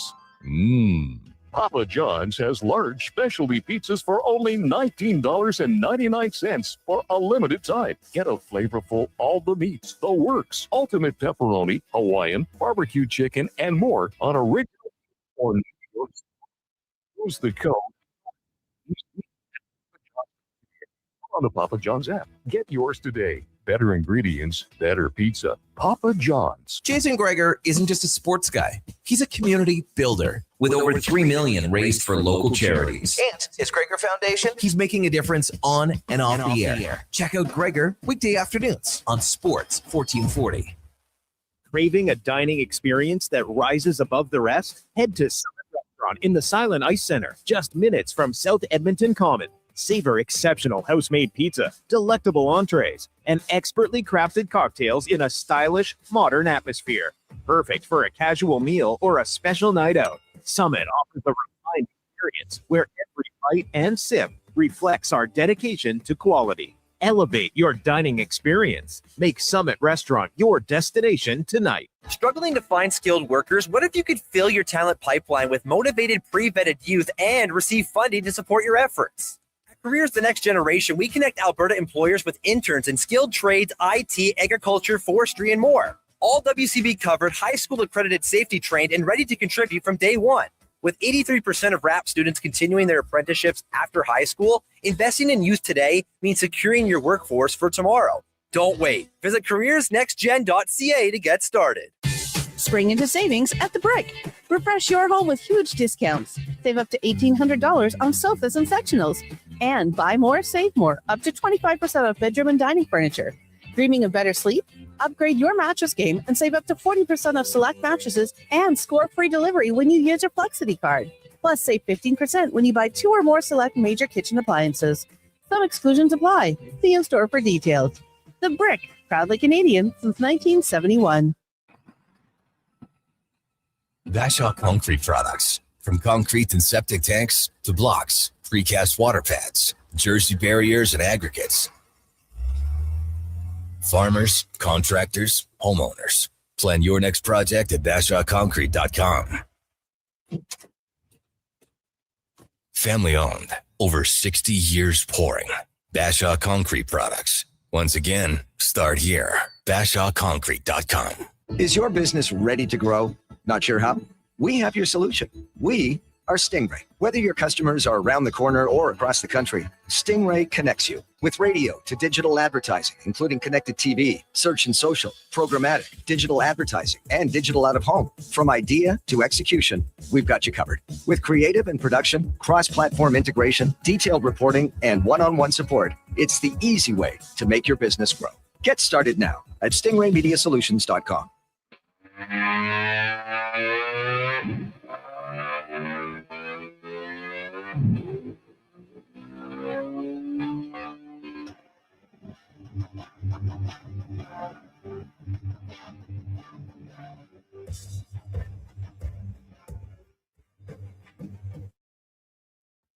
Portions of this hour brought to you by Sherbrooke Liquor, the best place for wine, cocktails, and beers from all over the world. Also a variety of excellent and non-alcoholic options. See more at SherbrookeLiquor.com.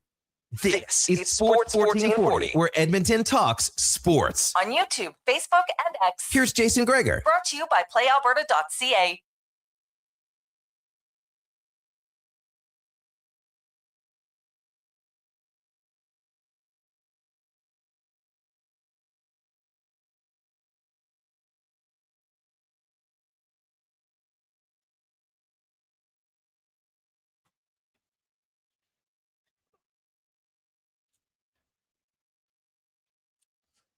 527 game day.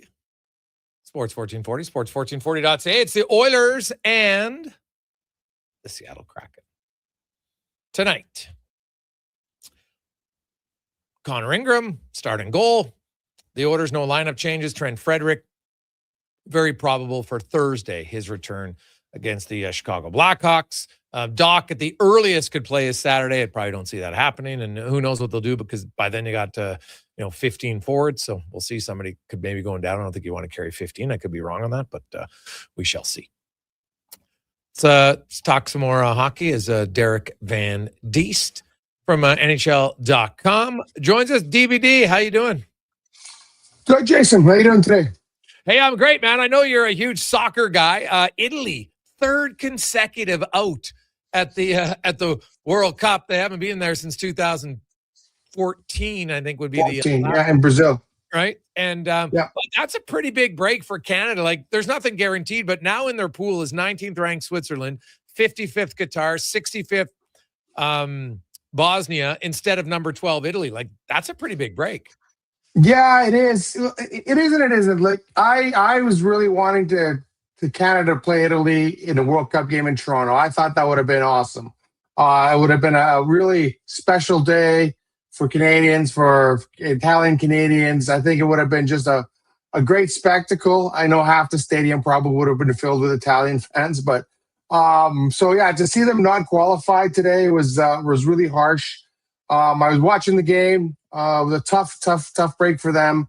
They went down a man late in the first half. The guy got sent off for basically tripping a player on a breakaway, and then they were holding on for the rest of the game. So it was unfortunate, but yeah, it's now you look at Canada and you go, there's no reason they shouldn't be able to get out of that group. They're going to have the hometown advantage now in that game. It's going to be against Bosnia-Herzegovina instead of Italy, and yeah, you can look at it two ways. You can look at this is good for Canada. They're going to go really get a good chance to get out of the group, but I just think that they really missed out on what would have been an amazing spectacle, and the people that would have been able to go to that game and to say, hey, I was there to watch Italy play Canada in a World Cup game in Canada, in Toronto. I think would have been awesome. It would have been one of those things that people remembered for a long, long time. But now you got Bosnia and Herzegovina, and you're right. Now you got Qatar, you got Switzerland. There's a really good chance Canada gets out of that group and advances, and who knows how far they get. If they get out of that group, they could get to round of 16, quarterfinal, and go from there. So I think it's exciting in that sense, but I do think the tournament lost something with Italy not being in it. Well, that part's fair, but I'm just talking from a Canadian standpoint. Yeah, for sure. Hey, you know what? The problem is, David, like, I don't remember what the tournament is with Italy. They've been over it for so long now, but kind of sadly getting comfortable without them. That would be like, hey, the NHL playoffs, they want the Oilers in it. Oiler fans want them in it, and I think the Oiler players want in it. They're starting to trend in the right direction. But as Matthias Ekholm said today, it's only a few games. You got to keep this rolling here. I don't think they're going to win every game between now and the end of the regular season, of course. But, this is another game. The Oilers have showed up. 3 teams in the West, Utah, Vegas, Anaheim, boom, beat them all. You don't want to fall back against a team below you in the standings tonight in Seattle. No, you don't. And I think there's an opportunity. They can close the gap on Anaheim. Anaheim lost last night. So they have an opportunity to kind of get to within 4 points. And I think first place is still a goal for the Oilers. They want to go out and win the Pacific.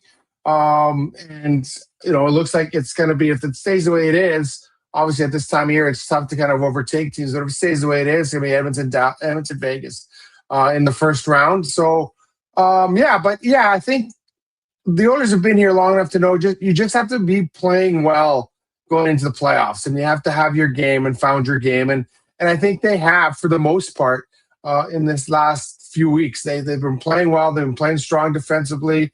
They're getting contributions now that Draisaitl's been out of the lineup. They're getting contributions from throughout the lineup because guys are getting an opportunity to play. They're playing in opportunities that they otherwise wouldn't.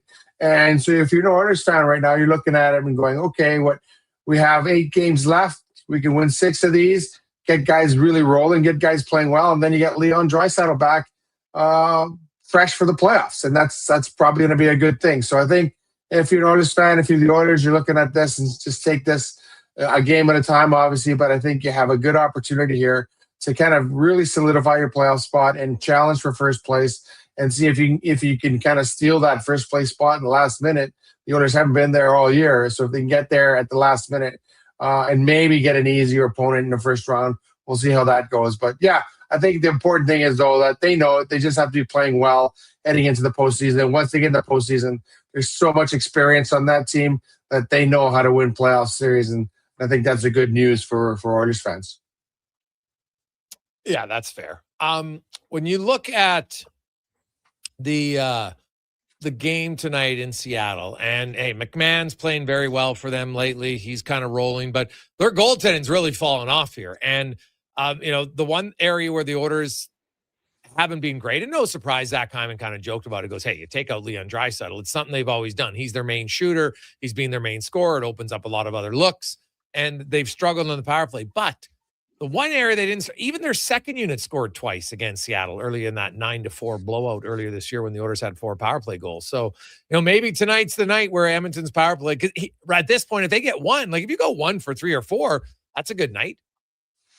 Yeah, it is. Lane Lambert was talking about that this morning when he was saying, when he was asked what's the key to kind of trying to win this game. He's like, stay out of the box. We got to stay out of the box.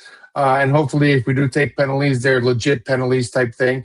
But yeah, he knows that his team, the goaltending is not there. And Bobby McMahon has come in and just been lights out since he's come in. He's got 7 goals in 8 games.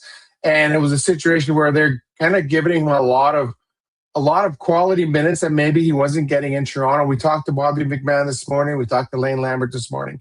And he said, yeah, I have always liked him. When I was in Toronto last year as an assistant, I liked what he brought. I thought he was a good player. And then I pushed hard for him to go get him and bring him here to Seattle. And he's been really good in Seattle. But I think, they lack that top-end scoring.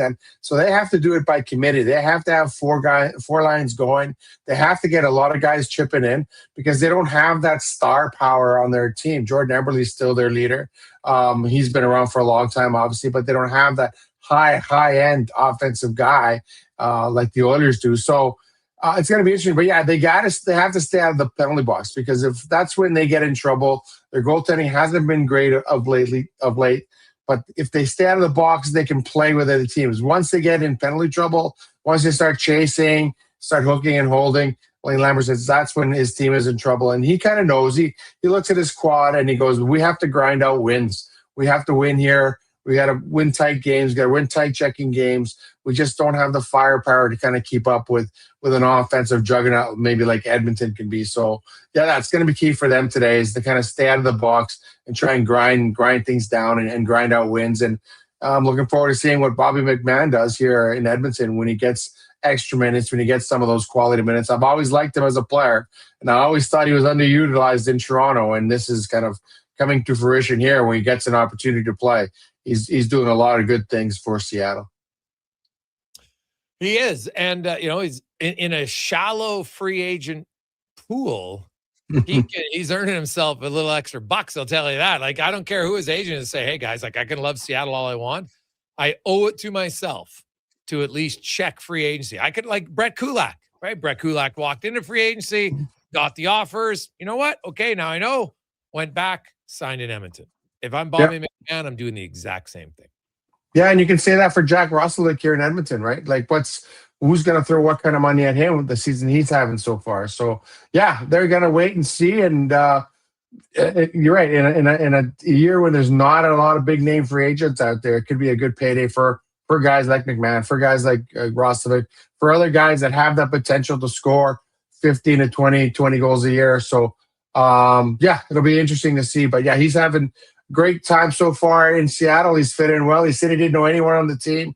He just showed up. But Lane Lambert had a lot of confidence in him and believed in him and pushed to get him. And now he's using him the way that maybe he thought he should be used in Toronto. DVD, you look, man, the Ottawa Senators, they might be, they are getting spanked. It is not a good start in Florida.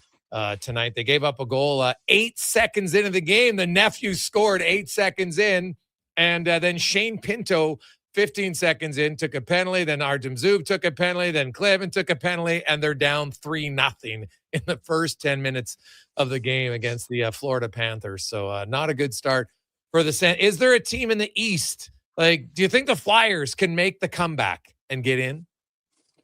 I think I still like Detroit. I know that they're not playing really well right now, and they're dropping. I still like Detroit. I think the Flyers can make a run. But yeah, it's one of those things. It's been that way for a couple of years now. There's always been that one spot in the East where there's 3 or 4 teams, and they no one goes up and grabs it. It's almost like they're always losing a game here or there to try and get it. I still like Detroit. I still think they're the best. But yeah, Philadelphia, they can put together a run. They can go and claw it. It's right there to be had. I think, what do we got? 3 teams with 86 points. And it's 88 points is the marker right now. So yeah, just go on a run. Just do what St. Louis did last year. Go on a little bit of a run at the end of the year, and you're able to steal that playoff spot, and that's what you need. But to go on a run, you have to focus on one game first. And everyone talks about just focus on the game in front of you and then worry about the next one. But yeah, it's just a matter of going on a run, taking it there, because it's there for the taking. And Columbus is not guaranteed, and those other teams are breathing down their throats. But you got to take advantage of that. You got to win those games. And yeah, if you're Ottawa today looking at that going, geez, we're losing to Florida, who's been checked out for a month here. It's not good. So yeah, it'll be interesting to see that race in the East and who eventually does kind of get that last wild card spot. DVD, we'll see you at the rink, my man. Have a great one. Sounds good. Thanks for having me on. There you go. That's Derek Van Diest. So come back. We got Cam Tate. We also got our stats of the day. And I've been teasing them. We'll get to them next. It's the Gregor Show presented by .ca. Craving your favorite mouth-watering pizzas? Papa John's has large specialty pizzas for only $19.99 for a limited time. Get a flavorful all the meats, the works, ultimate pepperoni, Hawaiian, barbecue chicken, and more on original thin or New York style crust. Use the code LSPEC at papajohns.ca or on the Papa John's app. Get yours today. Better ingredients, better pizza. Papa John's. At On the Rocks, the party never stops. Check it out. Mondays, bingo tune. Tuesdays, tacos and tequila. Wednesdays, it's wings and karaoke. Shake what your mama gave ya with salsa lessons on Thursdays and the best Latin DJs. Plus, live music every Friday, Saturday, and Sunday, along with DJ Kenny K. Hold on, let's not forget $5 happy hour, 7 days a week. Your bar, your party. You're On the Rocks. On the Rocks. Just West Brab and 118th. What a performance by Action Electrical today. Their projects team kicked things off, designing and building with unmatched skill. Then the service team swoops in for those crucial repairs and maintenance. And don't forget the testing team, ensuring everything's safe and sound before the solar team scores with sustainable energy. A complete team effort. Have Action Electrical bring home a win for you and your project. Visit actionelectrical.net.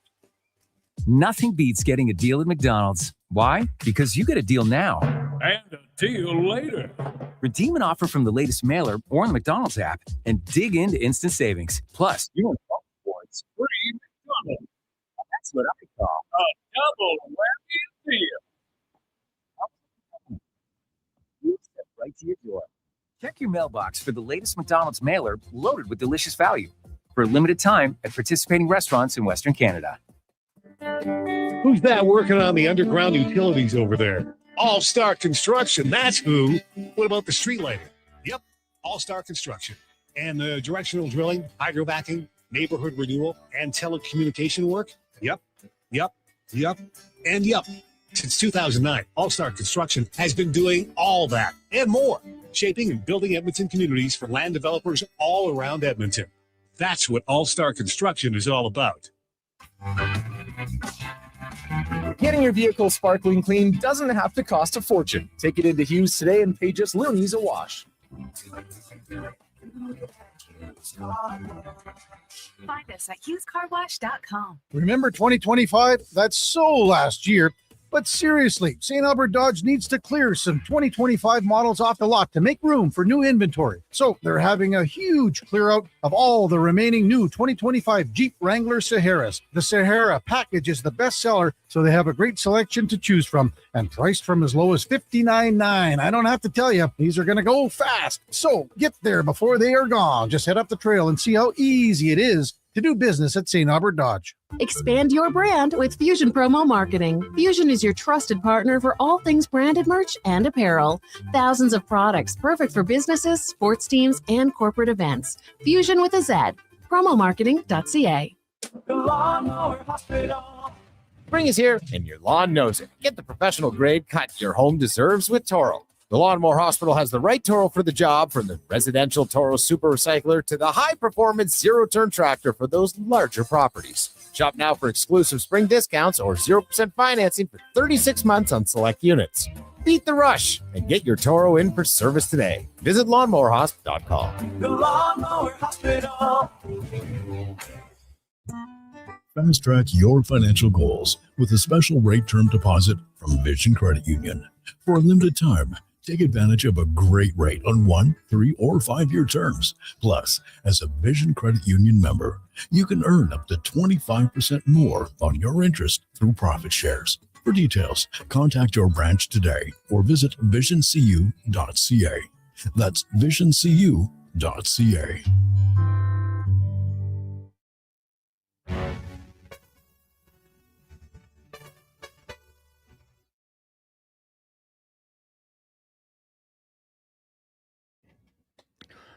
Portions of this hour brought to you by Crystal Glass, your clear choice for residential windows, locally manufactured and installed. Crystal Glass provides a beautiful product and incredible customer services for all of your residential needs. The Jason Gregor Show, the best of Edmonton sports talk and beyond. This is Sports 1440. Presented by PlayAlberta.ca, Alberta's only regulated online gambling website.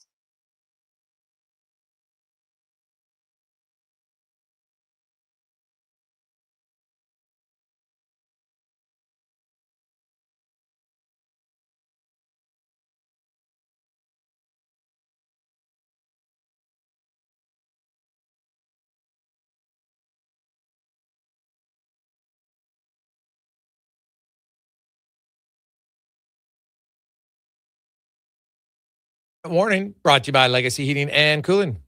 Home with no payments, no interest for 1 year on your furnace or your AC, or even better, bundle them together and save more. LegacyHeating.ca. Game 3 explodes tonight in Saskatoon.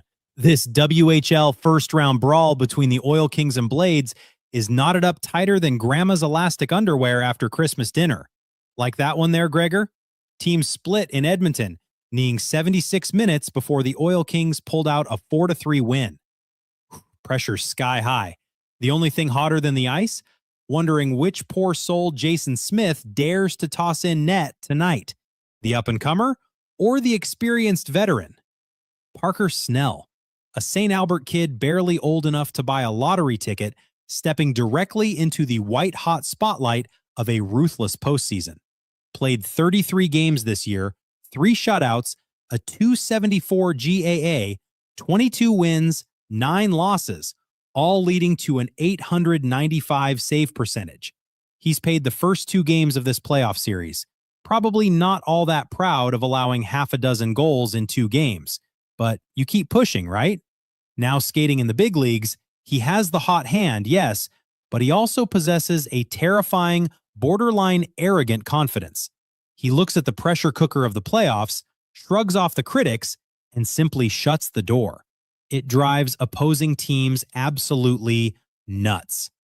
Then, Ethan Simcoe, the 20-year-old who has played all 4 years with the Oil Kings, has a birthday, Thursday. Ill stood like a fortress all winter, carrying the crushing weight of a demanding fan base squarely on his shoulders.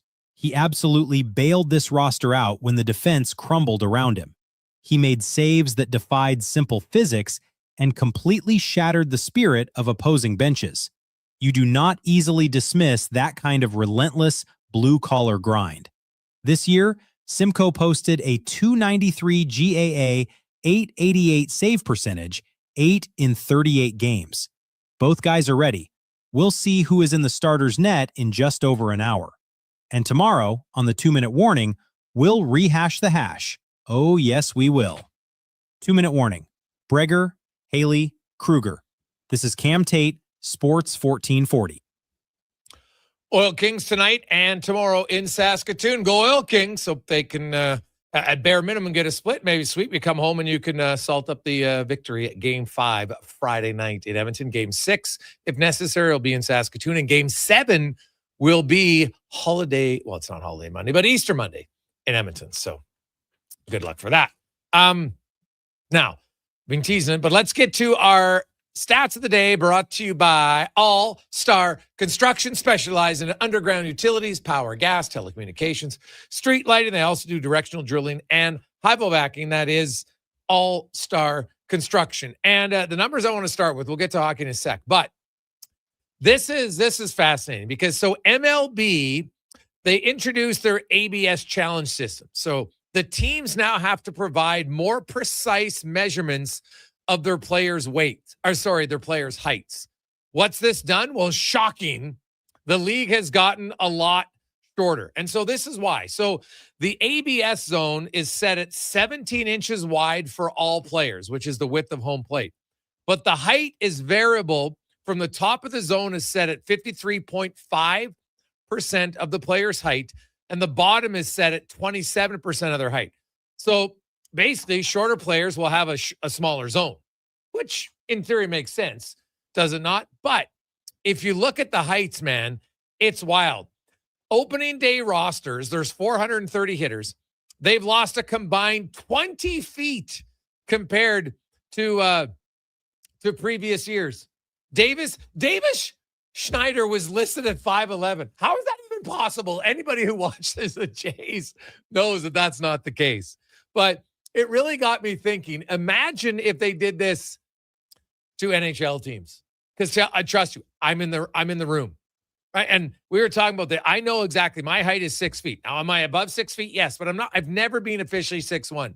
I was 6 feet and above 3/4. About maybe 15 16ths, probably 13 16ths to be honest.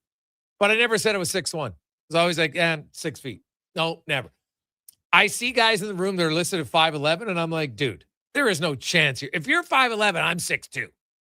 And it's wild to me. So I would love, like, there's nothing in hockey that I can think of that would make the teams have to be this precise in their measurements, right? There's nothing I can see, so we'll probably never see it. But you go look in baseball, and The Athletic had an article that outlined, like, the differences. Like, the New York Yankees had almost every one of their players was an inch shorter.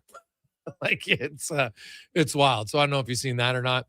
In the NBA, 82 games this year, which when you think about it, 82, they're probably playing close to about 1,230 games, give or take. And 82 of them have been decided by 30 or more points, which is still a pretty high mark. That's the most ever in NBA history.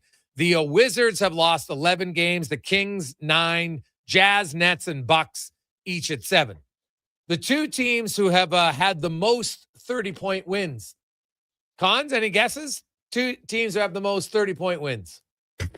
Thunder and good guess. Spurs. Knicks. Oh, Knicks. Okay. Yeah, Thunder and the Knicks. So, blowouts, I don't know how you're going to get but hey, guys, remember the commissioner is going to get rid of tanking. Like, give me a break. It's not happening.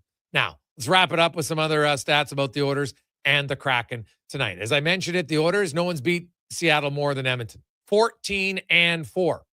They've dominated. Now, here's the thing. A lot of time people will talk about, depth matters more than top end. Are you serious? I'm always stunned by that. Oh, you know what? This team's got so many 20-goal scorers. Okay, so Utah and Vegas right now have the most 20-goal scorers in the NHL. They each have 6. Those 6 scorers have combined for 147 goals. The Edmonton Oilers and Colorado and Tampa and Carolina each have 5 20-goal scorers. But Colorado's have combined for 157. Edmonton's have combined for 148. So Edmonton's top 5 goal scorers have more goals than Utah and Vegas's top 6 goal scorers. If you add in Nugent Hopkins, who's at 18, well, now the Oilers are way up, right? They're at 166. to Utah and Vegas, 147.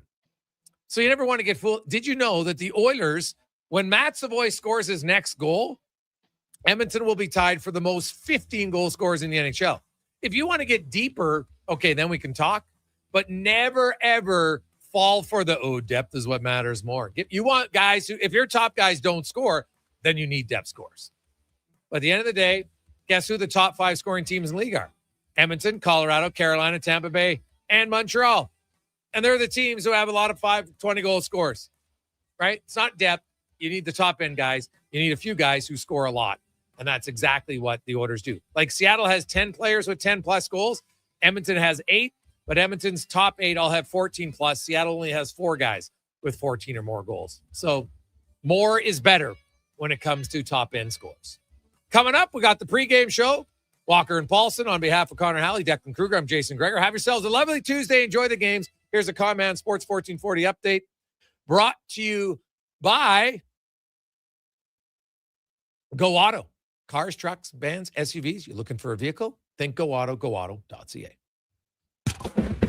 This is a Sports 1440 update. It's game day. Oilers Kraken down at Rogers Place. Puck drop just after 7. Pre-game coverage coming up next with Andrew Walker, Donovan Paulson, and Landon Ferraro.